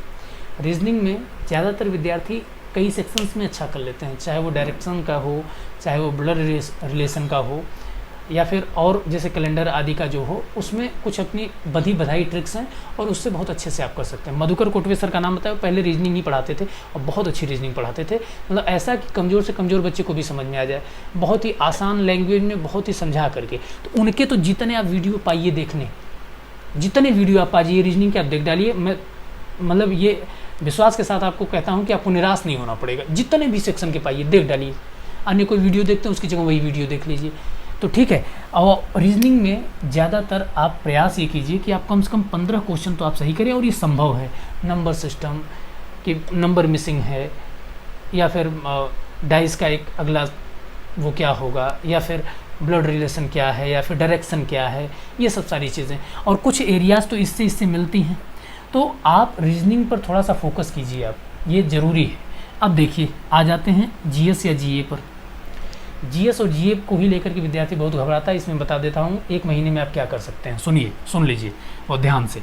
इसमें मूलतः कुल 5 एरिया होती हैं। एक आपका हिस्ट्री होता है, एक जियोग्राफी है, और एक है इसमें पॉलिटी, एक इकोनॉमिक्स है। इकोनॉमिक्स कोई साथ ही में इसको जोड़ देता हूँ करंट को, इकोनॉमिक्स और करंट साथ में, और एक है साइंस का पार्ट। अब आप सुन लीजिए मेरे, यही 5 एरिया हैं आपके जीएस के या जीए के। छठा कुछ भी नहीं आता इसमें। हिस्ट्री में आपको बता दूं, एक किताब सेलेक्ट कीजिए। मैं आपको वो किताब भी बता दे रहा हूँ, अगर आप पढ़ना चाहें 2 किताब से आप इस पूरे सेक्शन को कर सकते हैं। एक तो लूसेंट है, और क्या पढ़ना है वो भी बता देता हूँ। लूसेंट है, और दूसरा ना अगर किसी को मिल जाए तो घटना चक्र। घटना चक्र का क्या, पूरा घटना चक्र मोटा वाला नहीं, घटना चक्र एक विशेषांक या अतिरिक्तांक निकालता था पतला सा, पूर्वावलोकन करके नाम होता था शायद उसका। घटना चक्र का एक पूर्वावलोकन करके आता है, और उसकी सबसे बड़ी बात तो बता दूं कि उसका ऐप भी आता है, उसको ख़रीदने की भी ज़रूरत नहीं है। शायद मेरे पास मेरे मोबाइल में होगा, मैं उसका आइकन दिखा देता हूँ आपको, सुन लीजिए, देख लीजिए आप। और बड़े काम की बात आपको बता दे रहा हूँ, आपकी तैयारी बहुत अच्छी हो जाएगी अगर आप ये काम कर लेंगे तो। ये देखिए, ये है एक, ये घटना चक्र, 1 मिनट, ये देख रहे हैं, ये ऐसा एक आइकन मेरे उंगली के पास घटना चक्र का ये जो आइकन है, ठीक है। ये जब इस आइकन को आप ऐसे क्लिक करेंगे तो यहाँ पर देखेंगे ना, घटना चक्र का आइकन आप क्लिक करेंगे तो यहाँ पे देखिए सभी खंडों के नाम आ रहे हैं, दिख रहा है। और ये बहुत अच्छा है। अच्छा, ये तो मतलब ऐड आ गया, अब इसके लिए कोई क्या ही कर सकता है। ये देखिए, इसमें ये पूरा देख रहे हैं, ये हर एक खंड का नाम है। अब ये बहुत ही अच्छा, मतलब मैं आपको बता दूं, इसमें मैं इसका लिंक शेयर कर दूंगा आपके ग्रुप में, तो वहाँ से आप इस एप्लीकेशन को डाउनलोड कर लीजिएगा प्ले स्टोर से।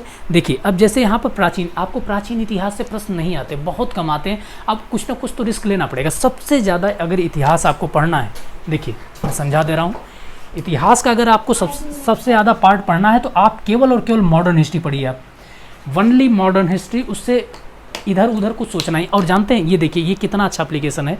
इसमें सबसे अच्छा जीएस पॉइंटर भी इसका नाम है, पूर्वावलोकन या जीएस पॉइंटर। अगर मान लीजिए कोई दिल्ली में रह रहा है तो ये किताब के रूप में भी उसको मिल जाएगा। तो ये ऐड वालों ने अत काट रखी है। देखिए इसमें क्या है, देखेंगे आप यहाँ पर आधुनिक भारत। अब ये देखते हैं, ये देखिए पॉइंट बनाया हुआ है, यूरोपीय कंपनियों का आगमन, देख रहे हैं हेडिंग, यूरोपीय कंपनियों का आगमन हेडिंग। अब ये अभी आप, अब इतना उन्होंने छोटे में ही यूरोपीय कंपनियों के बारे में पूरा दे दिया। और ये ज़्यादातर वही चीज़ उठाते हैं जो एग्जामों में आया हुआ है। बहुत अच्छी बात है, यहाँ पर पॉइंट छोटे छोटे पॉइंट्स में। अब यहाँ पर ईस्ट इंडिया कंपनी और बंगाल के नवाब, देखिए एक बड़ी हेडिंग लगाया उन्होंने, ठीक है। इससे हर सेक्शन बड़ा क्लियर हो जाता है। अब 1-1.5 पेज उस पर खर्च कर दिया, जितनी मोटी मोटी बातें थी निकाल दिया उसमें से। अब आप जैसे पंजाब और मैसूर का क्षेत्रीय मत पढ़िए, इसे यहाँ से नहीं आता, जिसे गवर्नर और गवर्नर जनरल वायसराय दिया हुआ है, ये दिया है ना यहाँ पर, देख रहे हैं। तो अब आप इस वाले सेक्शन को, इसमें गवर्नर जनरल से रिलेटेड सारी बातें। तो सुनिए अब आप मेरी बात, एक तो आप इस एप्लीकेशन को डाउनलोड कर लीजिएगा और क्या क्या पढ़िएगा ये बता दे रहा हूँ। यहाँ से आप एक तो मॉडर्न हिस्ट्री पढ़िएगा, ठीक है। एक जियोग्राफी में केवल Indian geography, only Indian geography सबसे ज़्यादा पढ़ लीजिएगा। मौका मिल जाए तो कॉस्मॉस देख लीजिएगा, जिसको अंतरिक्ष कहते हैं। जियोग्राफी के 3 पार्ट होते हैं, एक वर्ल्ड हिस्ट्री, एक वर्ल्ड जियोग्राफी, एक इंडियन जियोग्राफी और एक कॉस्मॉस यानी अंतरिक्ष के बारे में। तो आप एक तो वर्ल्ड जियोग्राफी तो छोड़ ही दीजिएगा, उसका कोई मतलब नहीं होता, बिना मतलब अनावश्यक का समय खर्च होता है उसमें। इंडियन जियोग्राफी जरूर, उत्पादन इत्यादि, कहाँ पर कोयला का, कहाँ पर तांबे का, कहाँ पर इस साल क्या क्या, मतलब इस साल वाला नहीं, इसमें जो कौन कौन सा राज्य किस किस स्थान पर, या जो छोटी छोटी बातें जो इसमें दी हुई हैं, वो इंडियन जियोग्राफी। और मौका मिल जाए तो थोड़ा सा इतना तो जानकारी होती है कि 9 ग्रह हैं, 9 जो है ग्रह हैं, उसमें किसके किसके क्या उपग्रह हैं, छोटी छोटी बातें। अगर आपको मौका मिल जाए तो अंतरिक्ष पढ़ लीजिएगा, नहीं तो छोड़ दीजिएगा। इंडियन जियोग्राफी पढ़िए आप। पॉलिटी में क्या पढ़िए, मैं कुछ सिलेक्टेड सेक्शन बता देता हूँ आपको, वो पढ़ लीजिएगा, भले से और ज़्यादा मत पढ़ पाइएगा। चाहे आप लूसेंट से पढ़ रहे हो, चाहे आप इससे पढ़ रहे हो, किसी से पढ़ रहे हो, आप क्या क्या पढ़ लीजिए। देखिए पॉलिटी में बता देता हूँ। पॉलिटी में अगर आप एक अच्छे से सेक्शन तैयार करना चाहते हैं तो सबसे पहली बात ना, शुरुआत में जो नागरिकता संबंधी, सबसे शुरू से तो आप देखेंगे तो चार्टर एक्ट वगैरह आते हैं। तो अगर चार्टर एक्ट में भी बहुत देखने का मन करे ना, तो 1909 का जो संविधान से संबंधित अधिनियम है आया है, मार्लो मिंटो सुधार है शायद, और जो दूसरा है 1935 वाला भारत शासन अधिनियम, उनके बारे में थोड़ा सा देख लीजिएगा, नोट करते चले जाइए। 1909 का अधिनियम, थोड़ी सी बात जो मार्ले मिंटो सुधार वाला है, 1935 शासन अधिनियम, थोड़ा सा इसको, और बाकी वो लोग पढ़ना शुरू 1773, 1813, 1833, 1853। क्या ज़रूरत है इन चार्टर एक्ट्स को पढ़ने की, कोई मतलब नहीं है इनका। 1853 शासन अधिनियम पढ़िए। इसके बाद तीसरी चीज़ पढ़िए संविधान सभा के बारे में, जो कुछ थोड़ा सा दिया हुआ है संविधान सभा की, मतलब संविधान सभा बनी तो किसको किस किस चीज़ का विभाग दिया गया था, कौन किस चीज़ का हेड था, संविधान सभा से ये। चौथी बात कि संविधान के हिस्से कहाँ से लिए गए हैं, कौन कौन सी चीज़ कहाँ कहाँ से ली गई है, राज्य का नीति निर्देशक सिद्धांत कहाँ से लिया गया, मौलिक सिद्धांत का कॉन्सेप्ट कहाँ से आया है, मौलिक कर्तव्य का कॉन्सेप्ट कहाँ से आया, अनुक्रमणिका का या संविधान की जो क्या कहते हैं प्रस्तावना है उसका कॉन्सेप्ट कहाँ से आया। तो इसमें विदेशों से लिए गए हिस्से, एक ही चार्ट में, छोटा सा चार्ट है उसको, विदेशों से लिए गए हिस्से जिस पर आधारित है संविधान वाला मामला। संविधान सभा में कितने सदस्य थे, क्या क्या थी, छोटी सी बात एक आपको मिल जाएगा। पांचवी बात आप इसमें नागरिकता संबंधी अधिनियम, नागरिकता संबंधी अधिनियम ये जरूर देख लीजिएगा, जो आर्टिकल 1 से लेकर के 5 तक दिया है। क्यों? क्योंकि दिल्ली में बड़ा मामला चला है सीए और एनआरसी का, तो ये बात तय मान करके चलिएगा, सीए एनआरसी चला है तो उससे प्रश्न आएगा ही आएगा। आ रही बात समझ में कि नागरिकता का क्या क्या मामला है, कैसे कैसे है, तो इस बार के लिए ये इम्पोर्टेंट रहेगा। छठी चीज़ मौलिक अधिकार, मौलिक अधिकार। सातवीं चीज़ इसमें मौलिक कर्तव्य, मौलिक कर्तव्य। आठवीं चीज़ राज्य के नीति निर्देशक सिद्धांत, राज्य के नीति निर्देशक सिद्धांत, इसे नोट कर लीजिए। इतना ही पार्ट पढ़ लेंगे तो भी आपका पॉलिटी में से एक भी पार्ट बाहर नहीं जाएगा। राज्य के नीति निर्देशक सिद्धांत। 9वां पार्ट संसद पढ़ लीजिए आप, संसद में लोकसभा, राज्यसभा और राष्ट्रपति तीनों के बारे में। 10वां पार्ट जहाँ पर न्यायपालिका दिया हुआ है उसको पढ़ लीजिए, न्यायपालिका। इतना ही आप पढ़ लेंगे। इसके साथ 11वीं चीज़ जो संवैधानिक संस्थाएं होती हैं, जिसमें कि सीएजी को आप पढ़ लीजिएगा, कैग को, और थोड़ा सा अटॉर्नी जनरल ऑफ इंडिया जिसको महान्यायाधिवक्ता कहते हैं, महान्यायाधिवक्ता। इस पार्ट को आपने 12वां है। और इसके बाद अब आप आगे बढ़ेंगे तो थोड़ा सा अनुसूचियाँ देख लीजिएगा, अनुसूची कि किस अनुसूची में क्या क्या मामला है। आप नहीं कुछ देख पाते हैं तो कम से कम आप इतना ही देख लीजिए।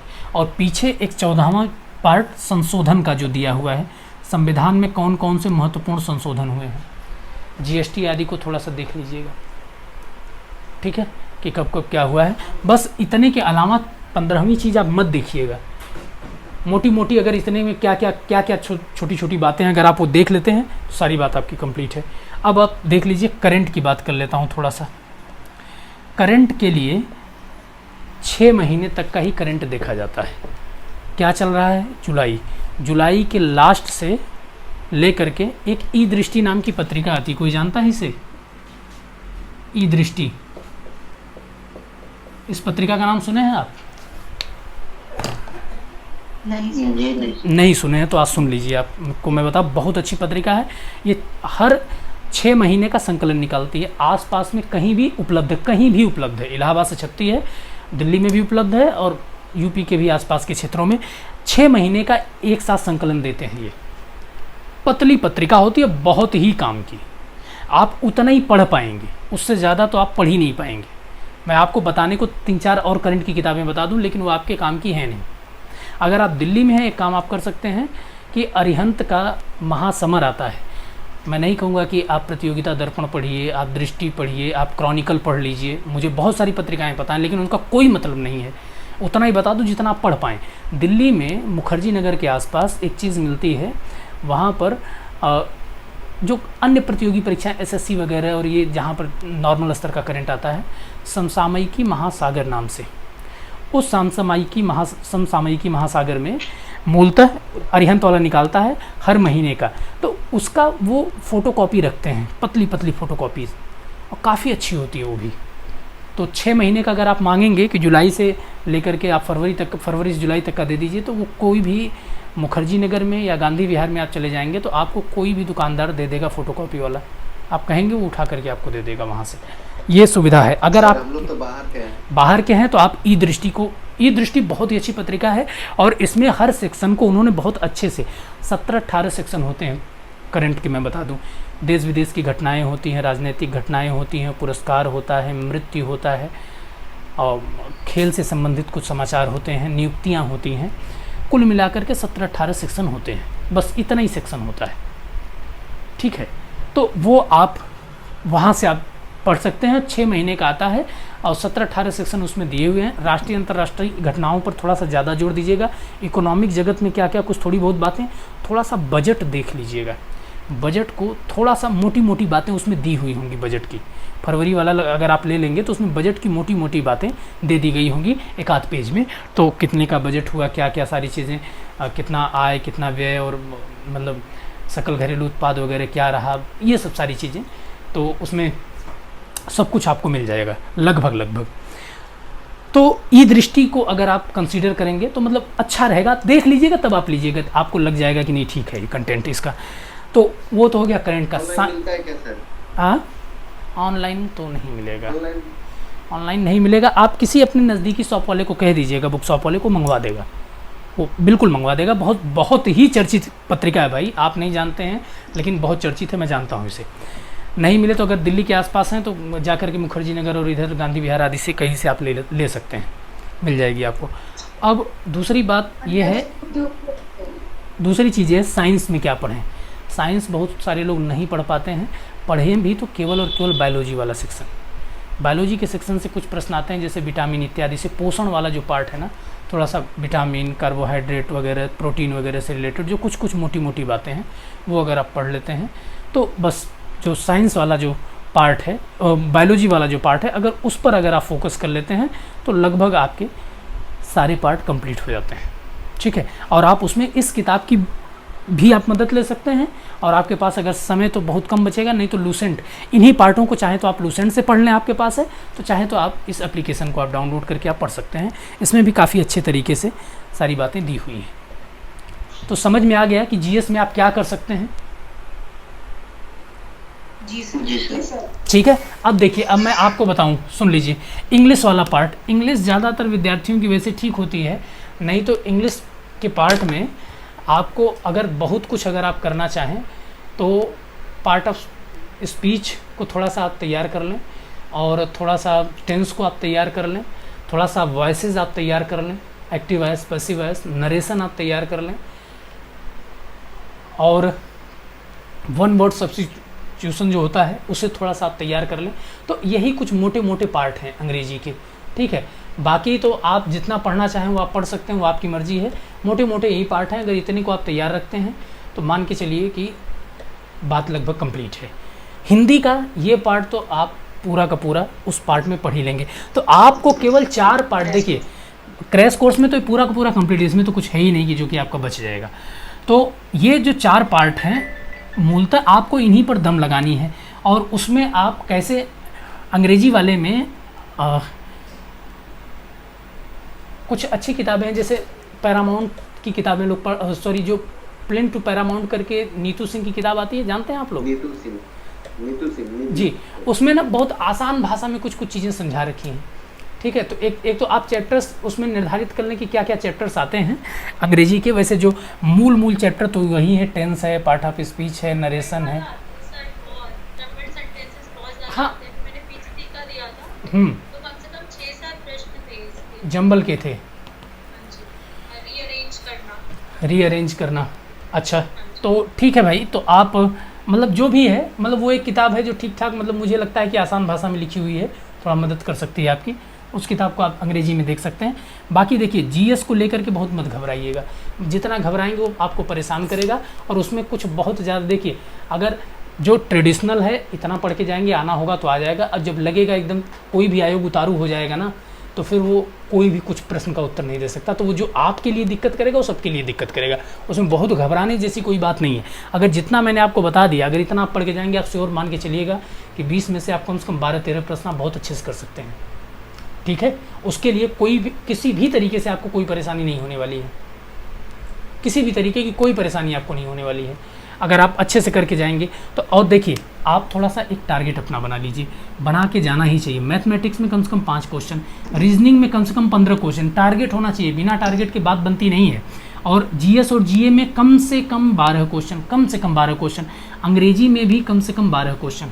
ये तो आप एक टारगेट बना के जाइए। और हिंदी में 18 क्वेश्चन, 18 क्या, मैं तो कहता हूँ 20 सही कर दीजिए, क्या ज़रूरत है। इतना स्तर थोड़ी ना आ जाएगा कि आपकी परीक्षा से बहुत ऊपर चला जाएगा, वो तो हलवा टाइप का मामला होता है। तो अगर आप 20 का, मैं चलिए फिर भी 2 गलत करने के लिए दे रहा हूँ, जोड़ लीजिए 18, 12, 30। और इतना आप कर सकते हैं भाई, ये नॉर्मल कोई विद्यार्थी करता आया है, मैं इतना जानता हूँ। अगर वो अच्छे से अपना अगर थोड़ी स्ट्रेटजी बनाता है, 18, 12, 30, 30 और 20, 50, 50 और 12, 62 हो गए भाई। मैं तो कहता हूँ 55 ही करो आप, सही। अगर 55 भी आप कर लेते हैं तो आपका सिलेक्शन हो जाएगा। 55 से ऊपर आप जितना जा रहे हैं उतना सिलेक्शन में आप बढ़ते जा रहे हैं अपना। 55 कम से कम आप यहाँ पे टोटल 62 हो रहा है, टोटल 62 हो रहा है। लेकिन आप फिर भी 5-6 क्वेश्चन आप छोड़ सकते हैं, गलत कर सकते हैं आप। तो इतना तो कम से कम देखिए भाई। अब मतलब इससे कम क्या आप करेंगे? आपको नहीं लग रहा है कितना करना चाहिए हमें, ये बताइए। 20 में से क्या यहाँ पे आप 12 नहीं सही कर पाएंगे? बोलिए। या 12 जीएस में या जीए में 12, तो मैं समझता हूँ कि इतना कठिन नहीं होना चाहिए। 1 महीने की तैयारी करने के बाद आप इतना कर सकते हैं। और उसके बाद अपने पेपर में जो 100 का है, इसमें आपको ये प्रयास करना है कि इस 100 में कम से कम आप कम से कम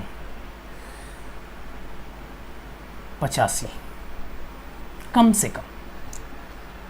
और मैं आपको बता दूं, डीएसएसबी टीजीटी की पिछले 2 बारों का रिकॉर्ड बता देता हूं। जो नॉन हिंदी बैकग्राउंड के बच्चे थे, आपके ही संस्थान से पढ़ करके 86, 87 प्रश्न सही किए हैं। आपके ही जो नॉन हिंदी बैकग्राउंड, जिनका हिंदी बैकग्राउंड नहीं था, संभव है ये। लेकिन हाँ, उन्होंने कंप्लीट पढ़ा था, वो एक अलग बात है कि उन्होंने कंप्लीट पढ़ा था। तो ठीक है, अगर नॉन हिंदी बैकग्राउंड का बच्चा कंप्लीट पढ़ के वो कर सकता है, तो आप क्रैश करके भी आप इतना कर सकते हैं, आपका अगर हिंदी का थोड़ा सा भी बैकग्राउंड रहा है तो। ठीक है, तो अगर आप 85 तक पहुंच जाते हैं और इधर आप 55 भी रहते हैं, तो कितना हो जाता है? 140 हो जाता है, 70%। और 70% जो पहुंच गया उसका सिलेक्शन हो ही जाना है। सीट इतनी है, आपको नहीं लगता कि नहीं हो पाएगा? बताइए। 70% पे, क्योंकि पिछली बार 65, 66 पे हो गया। सर आपकी बातें सुन के तो बहुत कॉन्फिडेंस लेवल बढ़ गया। हकीकत जो है वो बता दिया मैंने आपको। मैं जानता था कि अगर मैं बता दूंगा तो आपके भीतर वो कॉन्फिडेंस आ जाएगा। हकीकत यही है। बच्चा अब इसी को इतना ओढ़ लेता है, डर जाता है उससे ओढ़ करके, तो उसको लगता है कि अरे यार तो लग रहा है कि नहीं हो पाएगा। कुछ नहीं करना है, एक अच्छी स्टडी बनानी है मैथ के लिए। जो कुछ मैंने आपको बता दिया, कुछ अपने पार्ट सेलेक्ट कर लीजिए, अपने से कीजिए, कुछ जो किताब रखें उससे हल कीजिए, और कुछ यूट्यूब के चैनल की मदद लीजिए। यही काम रीजनिंग में कीजिए। अब कहीं अगर मान लीजिए कोई आपको अच्छा कोई क्रैश कोर्स मिल जाता है तो फिर तब तो कोई बात नहीं है, कर लें आप। नहीं अगर मिले तो घबराने की कोई बात नहीं, अपने से आप 1 महीने में तैयारी करके आप इतना हल कर सकते हैं। रीजनिंग में ऐसा कुछ नहीं है। बड़ी एक आती है रिहंत की किताब, भाई ग्रीन कलर की किताब है, क्या तो नाम है उसके राइटर का, कोई जानता है? नाम बताए मुझे तो मैं बता। नहीं, अरिहंत की नहीं, लूसेंट की नहीं, अरिहंत की आती है, क्या नाम है उसके राइटर का? बहुत अच्छी किताब है भाई वो रीजनिंग की।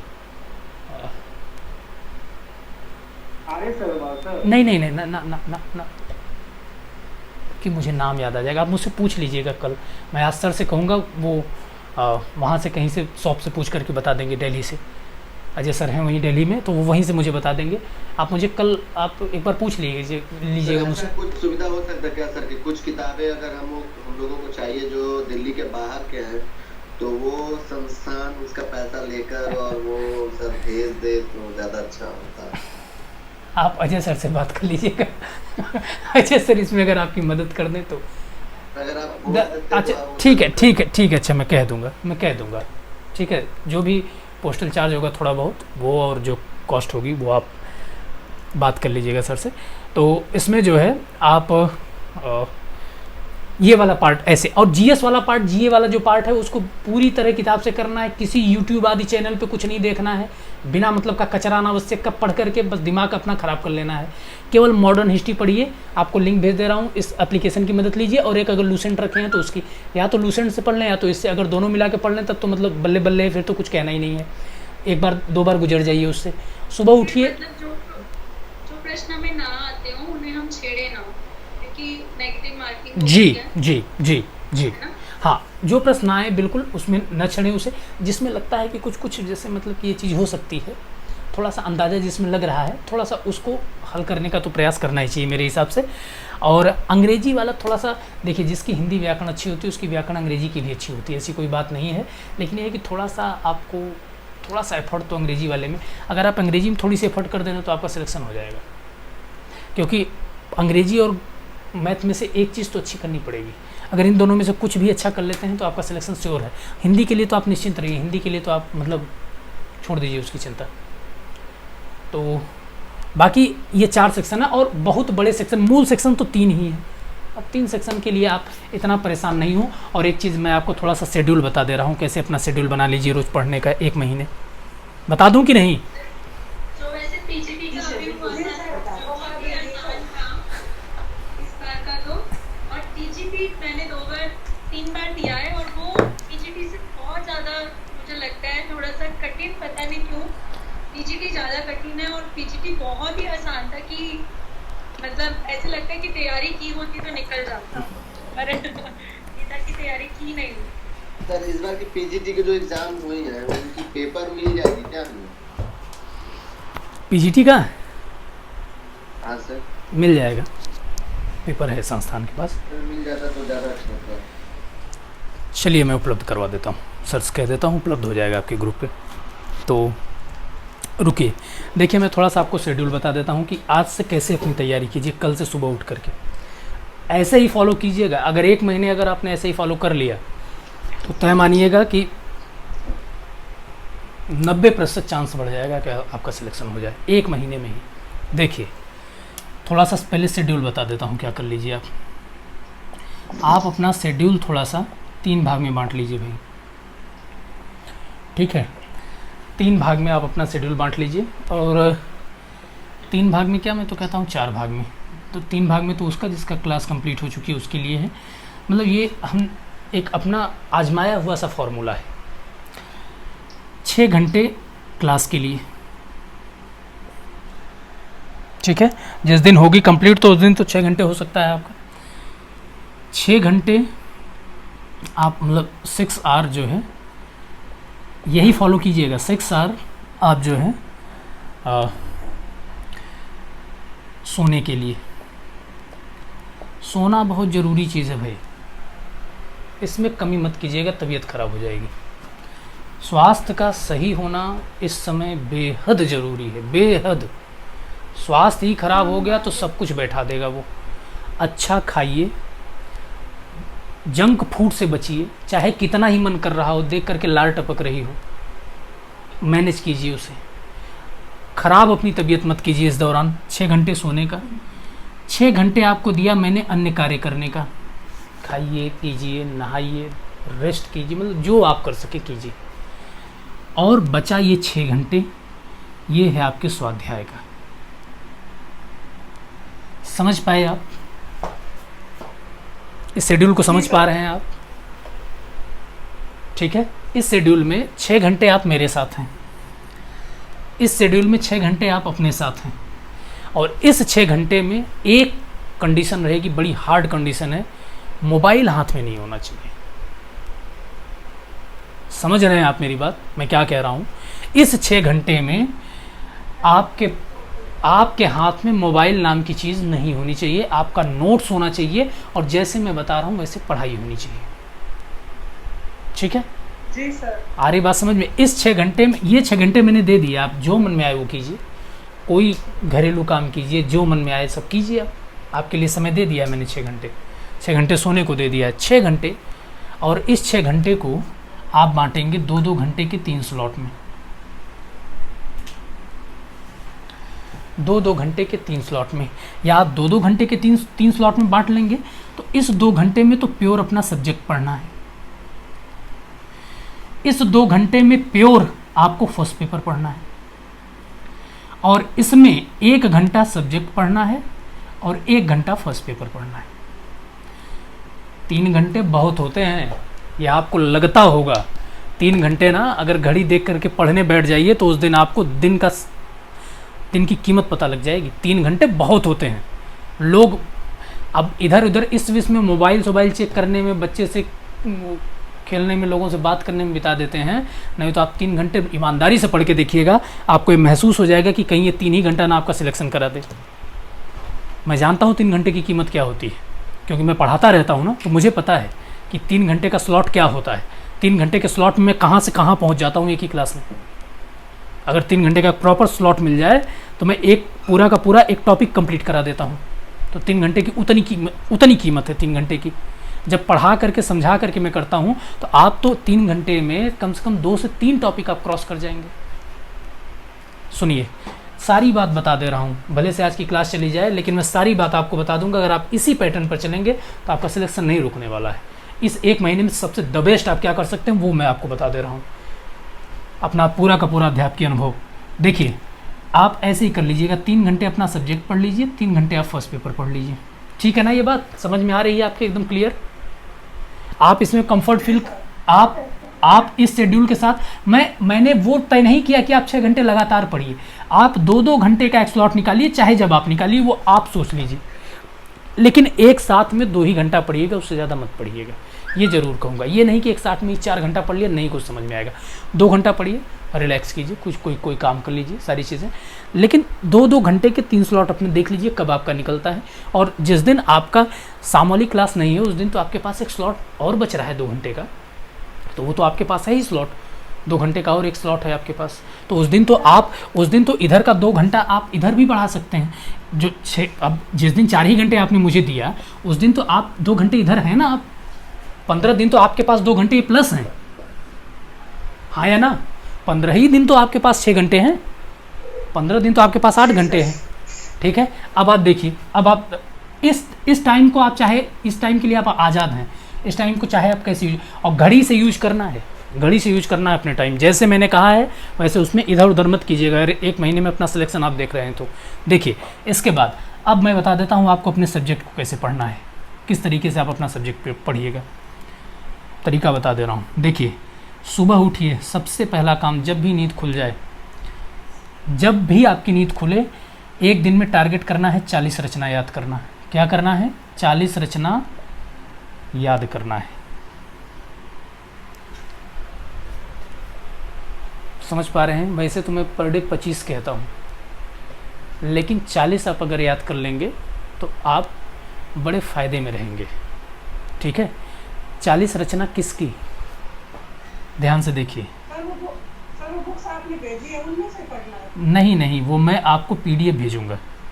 उपन्यास, नाटक, कहानी, निबंध और आलोचना। ध्यान से सुनिए, आपके ग्रुप में आज ही ये 4 विधाओं के PDF पहुंच जाएंगे। इन PDF में क्या है? इन PDF में रचना और रचनाकार दिया हुआ है, उपन्यास के सभी प्रमुख राइटर और उनकी रचनाएं, सभी नाटक के राइटर और उनकी रचनाएं, सभी कहानी के राइटर और उनकी रचनाएं, सभी निबंध के राइटर और उनकी रचनाएं। समझ पा रहे हैं आप मैं क्या कह रहा हूँ? रचनाकार दिया हुआ है उस पीडीएफ में, और मज़ेदार बात यह है कि उसमें इम्पोर्टेंट भी लगा हुआ है, कि मतलब कंप्लीट तो है ही है, आप उसमें से इम्पोर्टेंट अगर इतने समय में क्या पढ़ लें वो भी लगा हुआ है उसमें। ठीक है सर, एक बात बोलूं? बोल दीजिए भाई, बोलिए।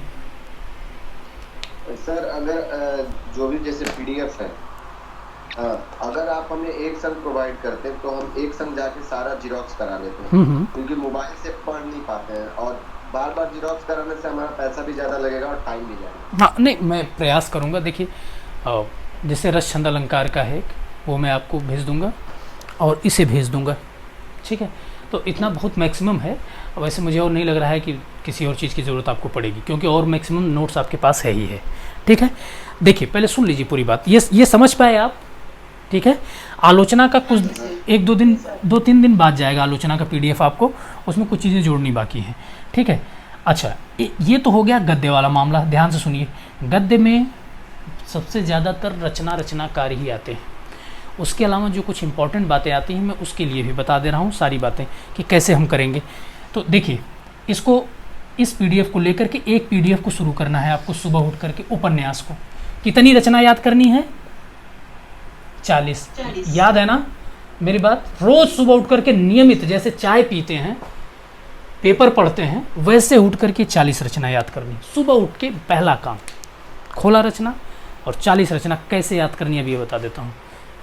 ये भी तरीका बता देता हूँ, बहुत अच्छी चीज़ 1 मिनट में आपको, और उससे बेहतर मैं नहीं समझता हूँ कि आपको कोई और तरीका मिलेगा। एक ऐसा ही वाइट बोर्ड आता है, स्टेशनरी की दुकान पर आप चले जाएंगे, एक इतना ही बड़ा, जितना बड़ा मैंने बनाया है, 100-125 रुपये का आता है। ठीक है, और एक 2 रुपये की स्केच पेन आती है, उसे ले लीजिएगा। क्या करना है, एक साथ में 10 रचनाएं लिखना है। रचनाकार, समय के पीछे नहीं भागना है, समय नहीं याद करना, नहीं आप याद कर पाएंगे इतना, क्योंकि इतना समय है, कैसे आप याद करेंगे? ठीक है, कुछ प्रमुख का मैं समय के लिए मैं बता दूंगा, जो समय को थोड़ा सा इम्पोर्टेंस देना चाहता है तो वो केवल उतनी रचना का समय याद कर ले जितना नेट के सिलेबस में रचनाओं के नाम दिए हुए हैं। समझ पाए मैंने क्या कहा? नेट का सिलेबस लीजिएगा, जब समय याद करने का मन कर दे आपका अंत में कि समय याद कर लेते, पहले रचना याद करना, समय पे बाद में सोचना है, समय पे सोचना ही नहीं है। तो समय के लिए जब आप 15-20 दिन रह जाएगा तो मुझसे आप पूछ लीजिएगा, या तो नेट के सिलेबस में जो रचनाकार दिए हुए हैं उनकी रचनाओं का समय, और जो रचनाएं दी हुई हैं केवल उनका समय, अगर आप याद कर लेते हैं तो एनफ है।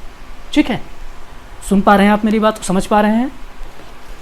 तो समय पर नहीं जोड़ देना है। क्या लिखना है? देखिए क्या करना है, लेकर के रचनाकार 10 ठो, 10 ठो आपने लिख लिया, 10 नाम लिख लिया रचनाकार का आपने। क्या करना है, जब ये काम शुरू कीजिएगा कि आसपास न कोई बच्चा और कोई मोबाइल कोई ना, सुबह उठने पर दिमाग एकदम कंप्यूटर की तरह रिफ्रेश होता है। और इसी टाइम में क्यों कह रहा हूँ, क्योंकि उस टाइम जितना याद हो जाएगा उतना फिर दिन के किसी टाइम नहीं याद होगा। तो सुबह उठ के पहला काम, जैसे कुछ और करते हैं, पहला वही पीडीएफ लिया हाथ में और बोर्ड उठाया, और एक ये जो है अपना 2 रुपये वाली स्केच पेन लिया, और एक मिटाने वाला कोई कपड़ा ले लिया, 10 रचनाएं लिखा, उसी में से देख करके 10 रचनाएं लिख रहे हैं, तब भी एकदम ध्यान उसी पे कि क्या रचना लिखा, क्या रचनाकार, क्या रचना, क्या, मतलब दिमाग एकदम फोकस होना चाहिए वहीं पर। ये नहीं कि कुछ भी लिखे जा रहे हैं और देख कहीं रहे हैं, ऐसा नहीं। एक एक बात को लिखे, देख लिया, नोट करते समय एक बार आपका ध्यान इस पर जाएगा, दूसरी बार जब नोट कर लिया तो एक बार अच्छे से पढ़ लीजिए, एकदम पूरा ध्यान दे करके, इसका ये, इसका ये, इसका ये, इसका ये, इसका ये। ठीक है, हो गया? अब आपको लग रहा है कि हो गया है, नहीं तो लग रहा है कम है, तो एक बार और देख लिया। अब इसके बाद उठाया कपड़ा, इधर का कर दिया साफ, और अब बिना कुछ देखे इधर नोट कीजिए क्या था ये। समझ रहे हैं आप? राइटिंग बनाने की कोई ज़रूरत नहीं है, बिल्कुल एकदम अपने से जल्दी जल्दी जल्दी। समझ रहे हैं? 10 आपने नोट कर लिया, इधर वाला मिटाइए, ये क्या था, इधर को नोट कर दीजिए। आपने कितनी बार पढ़ा, देखा आपने? एक तो जब आप नोट कर रहे थे तब वो आपके दिमाग में डेटा गया, एक बार जब नोट करने के बाद आपने अच्छे से देखा तब डेटा गया, तीसरी इधर मिटाया तब डेटा आपके दिमाग में गया, चौथा आपने, तो 4 बार आपने पढ़ लिया कि नहीं, ये बताइए। हाँ जी। वैसे क्या होगा, वैसे आप उसी पीडीएफ को लेकर के बस ऐसे 40 रचना यहाँ तक 2 बार, उसमें कोई इंटरेस्ट नहीं है। मैं नहीं समझता कि वो कम कारगर है, बनिस्बत ये ज़्यादा कारगर है। लिखी हुई चीज़ जल्दी दिमाग में चली जाती है, हाँ या ना? जी सर। ठीक है, तो 100-125 रुपये और खर्च होगा, ये काम कर लेना है आपको। क्लियर है ये बात? ये काम आप करेंगे। ऐसे ही करके चार बार केवल रचना लिखनी है, 4 बार, 40 हो जाएगा, समाप्त हो जाएगा मामला इधर का। ठीक है, अब 2-3 दिन में देखेंगे उपन्यास खत्म हो जाएगा, 2-3 दिन में नाटक। अपना बांट लीजिए कि कितने कितने दिन में ख़त्म कर लेते हैं इसे। अपनी कैपेसिटी में तो 40 मैंने बताया, आपकी कैपेसिटी कितनी है? 40 से बढ़ा के ही रखिएगा, कम मत रखिएगा। ठीक है, तो अब ये तो आपने काम कर लिया। इसके बाद ऐसे ही करके आप सभी उपन्यास, नाटक, कहानी, निबंध, आलोचना सभी को समाप्त कर लेना है। इसके बाद एक बात बताऊं, काम की बात, जो मेरा आज मैं आपको अपना पूरा अध्यापकीय अनुभव दे रहा हूं, आप इससे तैयारी कीजिए। देखिए आपको अगर आपका परफॉर्मेंस न इंक्रीज कर जाए तो आप बताइएगा। आपकी किताब में देखिए कोई नोट्स रखा हुआ है, नोट्स की कोई कॉपी है? स्टडी मटेरियल, हाँ स्टडी मटेरियल यही भाषा और साहित्य वाला ले आइए। 1 मिनट रुकिए आप मेरे साथ, मैं एक और चीज़ बहुत काम की आपको बता रहा हूँ।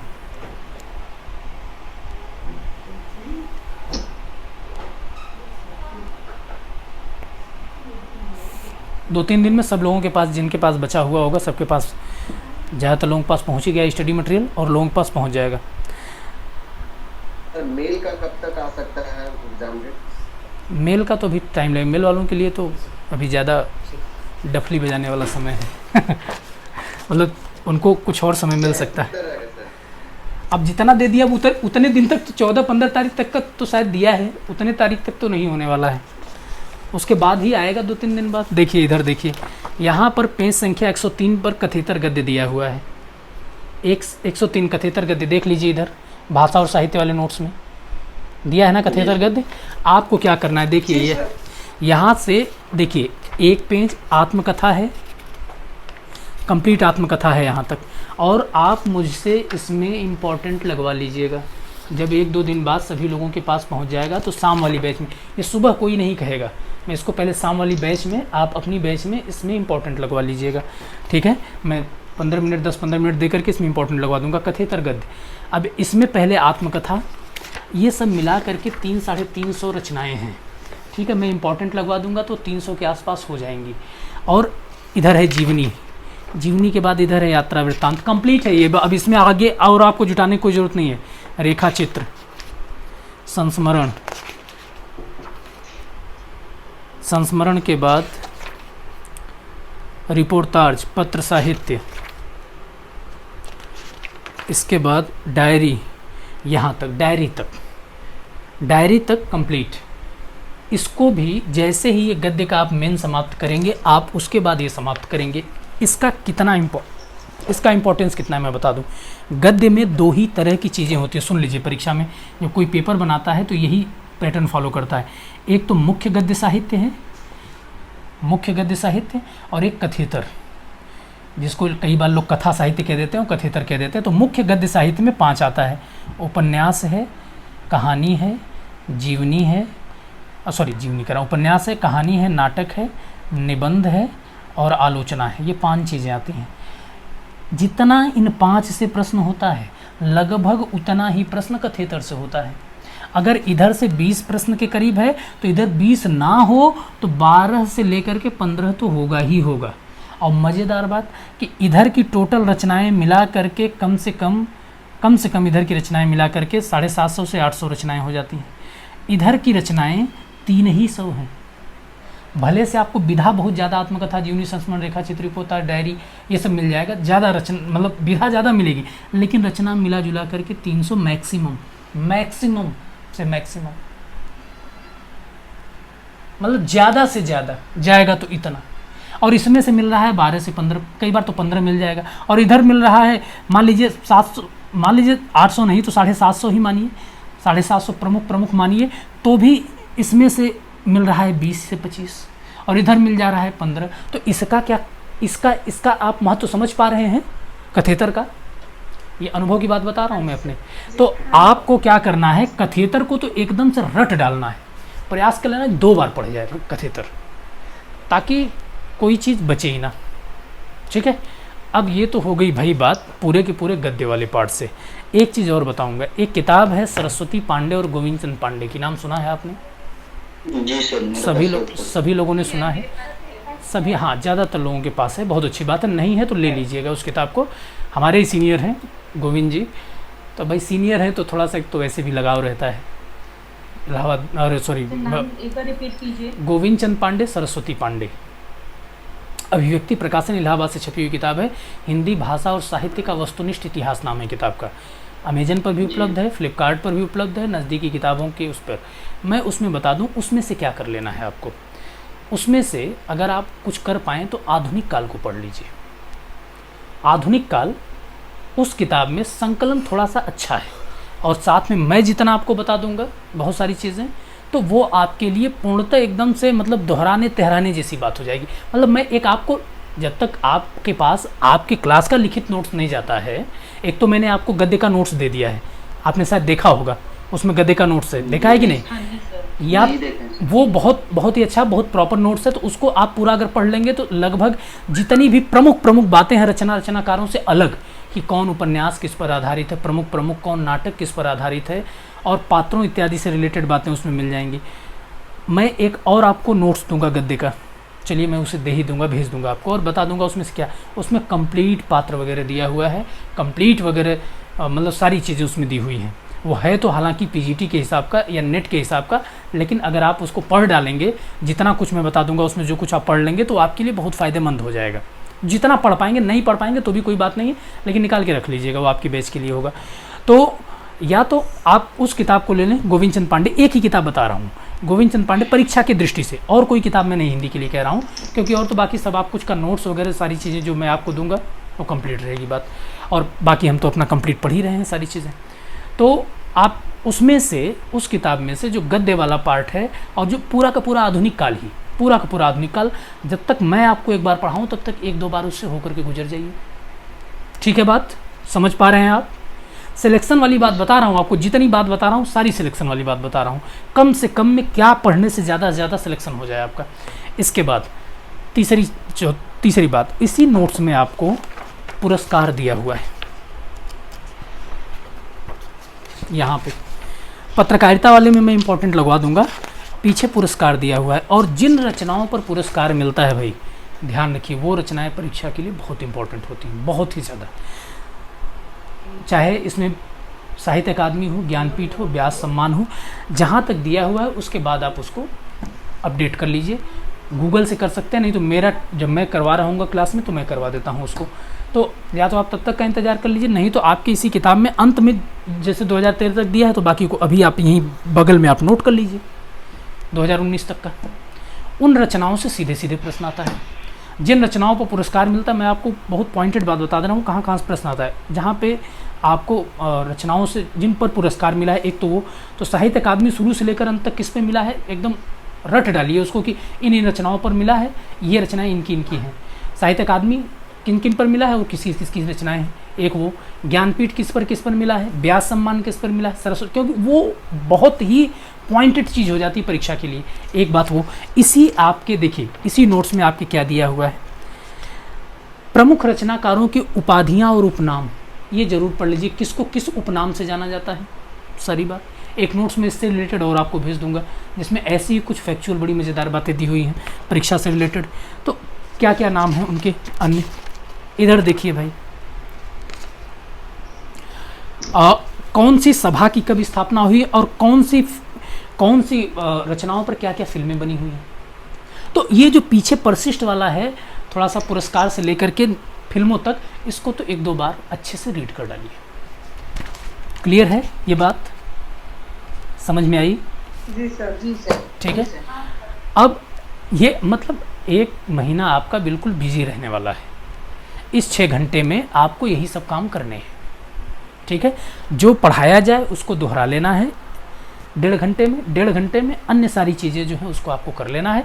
और क्लास में जो कुछ सुने पढ़ें, दत्तचित होकर के सुने पढ़ें, और आप ये मानिएगा कि जितनी बेहतर हो सकेगी उतनी तैयारी आपकी, मतलब मैक्सिमम अब उसके बाद फिर कुछ कहना नहीं रह जाता। उस एक महीने में आप जितनी हमारे साथ आप तैयारी कर लेंगे ईमानदारी से, इतना अगर आप कर रहे हैं तो आप मान करके चलिएगा कि अगर आप नॉर्मल करते तो उससे 45 से 50% आपको अपग्रेड मिल जाएगी बात।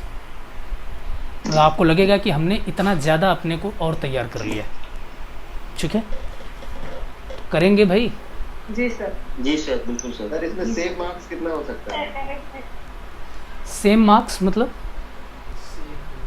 सेफ जोन वाला? अच्छा, सेफ जोन मार्क्स मैं कहता हूँ कि आप 70% अपना टारगेट लेकर के चलिए, दोनों पेपर का मतलब दोनों में मिला करके 70% हमें ले आना है कम से कम। जनरल कैंडिडेट जनरल के लिए ही बता रहा हूँ, जनरल के लिए। ओबीसी SC ST का मामला तो थोड़ा सा वो 2-3% कम रख लें, चल जाएगा। जनरल के लिए 70% आप एक अपना मानक रख करके चलिए, जहाँ पर कि आपसे बाहर निकलने की गुंजाइश ही ख़त्म हो जाए। क्या बाहर होंगे ऐसी गुंजाइश ही ख़त्म हो जाए जहाँ पर 70% का मतलब बिल्कुल 100, मतलब मान के चलिए कि 100% में से 90% and more than safe zone है ये, या 95% में कह सकता हूँ ये सेफ जोन है। और 70% के लिए आपको कुछ नहीं करना है, मैंने जैसा बता दिया। फर्स्ट पेपर में 55% आपको मार्क्स करने हैं, सेकेंड पेपर में 85%। अब भाई अब इतना तो देखिए, यहाँ पे 45% आपको गलत करने के लिए दे रहा हूँ, और क्या दे दूँ बताओ? आप क्या फर्स्ट पेपर का कोई वैल्यू नहीं झारखंड में होता नहीं, झारखंड का जो पीजीटी का।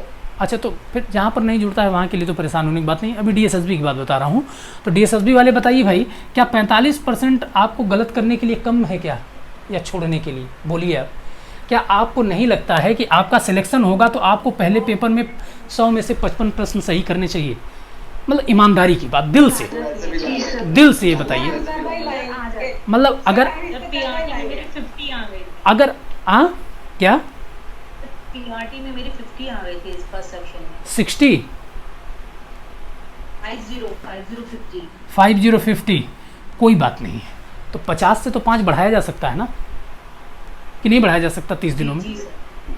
5 ही तो बढ़ाने की बात है। और यहाँ पर देखिए 85 है, और ये 85 बिल्कुल मतलब आप कर सकते हैं। जब अदर कोई सेक्शन का बच्चा जो कि हिंदी का स्टूडेंट नहीं रहा है, जब वो इतने मार्क्स कर ले रहा है, तो आप क्यों नहीं कर सकते? जब हमारे मतलब इन्हीं संस्थान से और आपसे पहले पढ़ा है, उसको कंटेंट कम मिला है आपसे। अब वाले को तो अध्यापक हमेशा पढ़ता रहता है, तो कंटेंट बढ़ता रहता है क्लासेस में। तब अगर उसने स्कोर किया हुआ है 86 87 इस तरीके से, तो आप 85 कर सकते हैं भाई। और ये मैं जनरल के हिसाब से बता रहा हूँ, जनरल के हिसाब से अगर दोनों मिला देंगे तो ये 70% होता है। 140 हो गया ना, ये दोनों मिला के 140 हो गया। 140 का हाफ कर दीजिए, 70% हो गया। और ये किसी तरीके से सेफ जोन है, किसी तरीके से। और बाकी अगर आपकी कैटेगरी है तब अगर आप इतना कर रहे हैं तब तो फिर आपका सिलेक्शन रखा है भाई। जनरल में भी सिलेक्शन रखा है 70 पे, कोई दिक्कत वाली बात नहीं। सर इस बात में तो कोई डाउट ही नहीं है, आपकी गाइडेंस में हमें तो सफलता जरूर मिलेगी ही मिलेगी। आप बिल्कुल मन से आप तैयारी आप कीजिएगा। मैं आपको विश्वास दिलाता हूँ कि आप जितना कर पाते अपने से, मैं उसमें अगर आप नॉर्मल विद्यार्थी हैं तो 35 से 40% तो मैं ऐड कर दूंगा।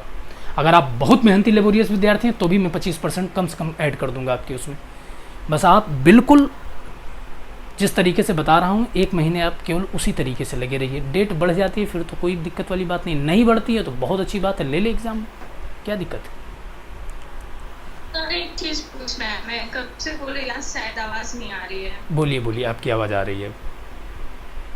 सर वो जो हिंदी और इंग्लिश वाला पार्ट है उसमें क्वालिफाई करना कंपल्सरी होता है क्या फर्स्ट पेपर? अच्छा, ऐसा कुछ है क्या? हाँ, क्वालिफाई 40% का समथिंग शायद है।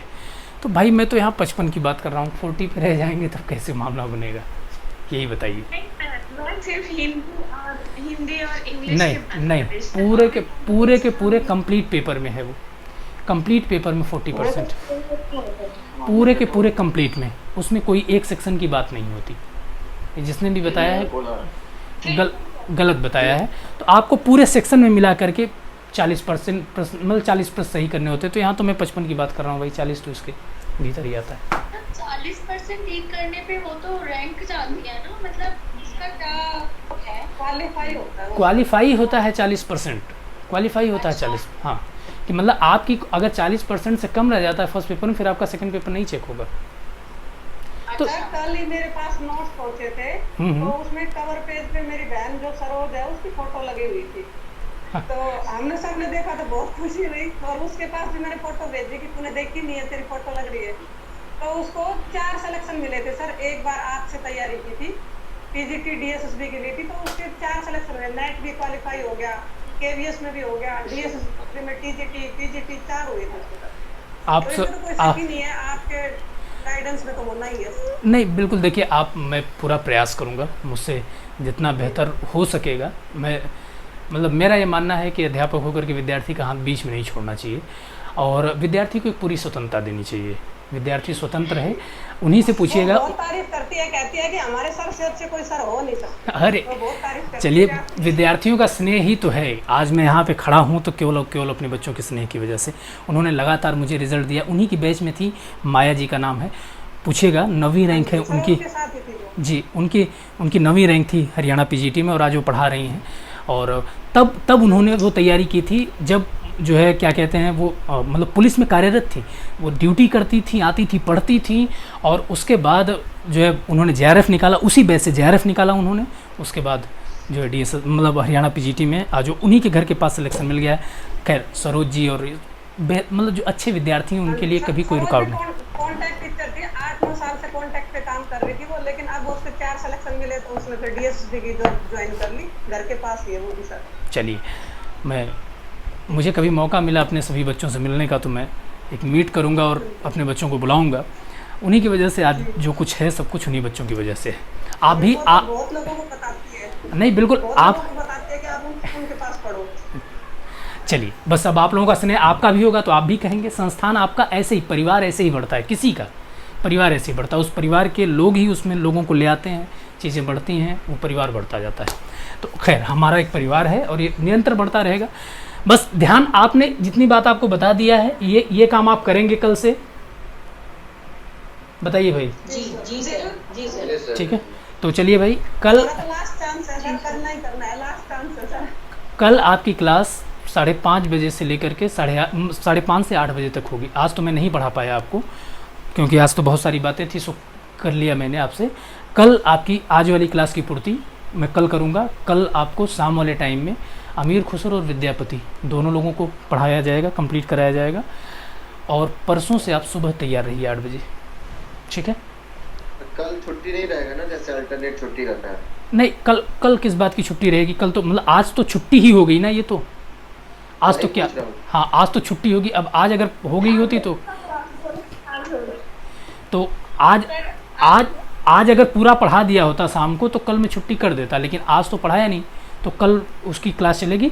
और हाँ, शाम वाली क्लास अल्टरनेट डे में ही चलेगी, और सुबह वाली क्लास और कोई भी ले सकता है सुबह वाली क्लास को, जिसको मान लीजिए जो कर पाए तो कर पाए, नहीं कर पाए तो वो क्या काम करे कि रिकॉर्डेड देख ले, ठीक है? और उसमें कोई प्रश्न, मान लीजिए रिकॉर्डेड देख लिया आपने, कोई बात नहीं आपके समझ में आई, तो शाम वाली बैच में तो आप पढ़ेंगे मुझसे, तो डाउट आप अपने मुझसे वहाँ पूछ लीजिएगा कि सर वो आपने वहाँ पे वो बात बताई थी, तो एक बार क्लास के अंत में डाउट में आप पूछ लीजिएगा मुझसे, ठीक है? वो समझिएगा कि आपके लिए एक अतिरिक्त क्लास है, मेन क्लास तो आपकी शाम वाली ही है, अतिरिक्त क्लास है आपके लिए, 1 महीने के लिए अतिरिक्त क्लास है, जिसको आपको पढ़ना है और एग्ज़ाम देना है, ठीक है? उसमें एक अच्छी बात होगी, 10-15 दिन में हो सकता है कि आपका अगर भक्तिकाल कंप्लीट हो जाए तो भक्तिकाल बहुत मजबूत हो जाएगा, आदिकाल भक्तिकाल तक आपका पार्ट, एक बड़ी अच्छी बात हो जाएगी, ठीक है? कल मिलते हैं। और बिल्कुल भाई एनर्जेटिक रहना है। अगर यही समय है कि अगर आपने अपनी सारी ऊर्जा संकेंद्रित कर ली तो एग्ज़ाम आपका है ये।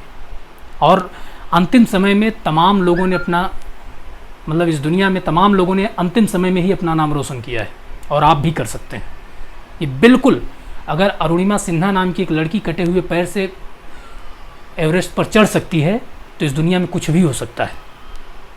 उतनी ज़्यादा कठिन परिस्थिति तो आपके सामने नहीं है, मैं समझ रहा हूँ, ठीक है? बस कुछ काम करना है, हेल्थ अपना सही रखना है, और नकारात्मक लोगों से तो बिल्कुल बात ही नहीं करनी है। जितने 1 महीने में जितने कम से कम लोगों से मिल सकें, आस पास पड़ोस के कम से कम जितने लोगों से मिल सकें, जितनी कम बातें लोगों से कर सकें, सबसे बेहतर। फ़ोन को जितना कम उपयोग करें इस 1-1.25 महीने में, ये आपके लिए डिसाइडेड हो जाएगा, ये मानिएगा। 1-1.25 महीने प्रयास करना है कि फ़ोन बिल्कुल न के बराबर छुएं, बहुत ज़रूरत रहे तभी छुएं। कोई क्लास वगैरह से जब भी ले भी तो पढ़ने का काम करें, मतलब वो पढ़ने के में ही काउंट होगा। अगर आप फ़ोन से कुछ पढ़ने का काम करें, पढ़ने में काउंट, ये नहीं कि लगे फेसबुक का अपडेट देखने, लगे व्हाट्सअप का स्टेटस देखने और तमाम चीज़ें, ये काम नहीं करने हैं। ज़्यादा से ज़्यादा समय पढ़ाई और समय बचे तो आराम करना। अगर मान लीजिए पढ़ते पढ़ते मन भर गया है तो मोबाइल नहीं चलानी है, सो लेना है कुछ देर, किसी से अनायास बात फालतू नहीं करनी, उतनी देर सो लीजिए, दिमाग रिफ्रेश हो जाएगा, फिर उठिए फिर पढ़िए। सो लेना ज़्यादा बेहतर है इस समय। किसी भी अनावश्यक आदमी की कोई बात सुनना, अनावश्यक आदमी से फालतू की बात करना जो कि आपको डिमोरलाइज करे, आपका उत्साह घटाए, ऐसे लोगों से बिल्कुल बात नहीं करनी है। और ये अपने पर विश्वास रखना है कि इस 1 महीने में हम करके दिखा देंगे, 100% संभव है। ठीक है, तो हम आप तो बिल्कुल आप हैं और आपके साथ मैं हूँ खड़ा, तो हम दोनों लोग मिलकर के जोर लगाएंगे और देखते हैं। ठीक है, खमठोंक ठेलता है जब नर, पर्वत के जाते पाँव खड़, मानो जब जोर लगाता है पत्थर पानी बन जाता है। तो जोर लगाने भर की बात है साहब, और उसमें उस जोर में बस यही ध्यान में रखना है कि नकारात्मक लोगों से नहीं मिलना है और स्वास्थ्य खराब नहीं होने पाए। सैनिटाइज़र लेकर के बाहर जाएं, सुरक्षित रहें, परिवार को सुरक्षित रखें। आ रही बात समझ में? 3rd वेव का खतरा है, इसमें 2 राय नहीं है। 3rd वेव का खतरा है, रोज़ लोग चिल्ला रहे हैं, तो ऐसे में बाहर बिना किसी भी मतलब बिना सब कुछ जितना भी प्रिकॉशंस है वो सब ले करके जाएं, मास्क लगा करके जाएं, बाहर जाएं तो एक छोटा सा सैनिटाइज़र अपने पास रखें, सामान लेते हुए हाथ सैनिटाइज कर लें ताकि घर में भी लोग सुरक्षित रहें, अपने भी सुरक्षित रहें। और कुछ हेल्दी डाइट लें इस समय। हेल्दी डाइट का मतलब जैसे कुछ बादाम वगैरह खाना, कुछ ऐसी चीज़ें जिससे शरीर में थोड़ी एनर्जी रहे। ठीक है, तो ऐसा काम करना है और स्वस्थ रहें, तय मानिए हो जाएगा, कोई दिक्कत वाली बात नहीं है, इतना कठिन नहीं है। ठीक है, तो मिलते हैं आप लोग।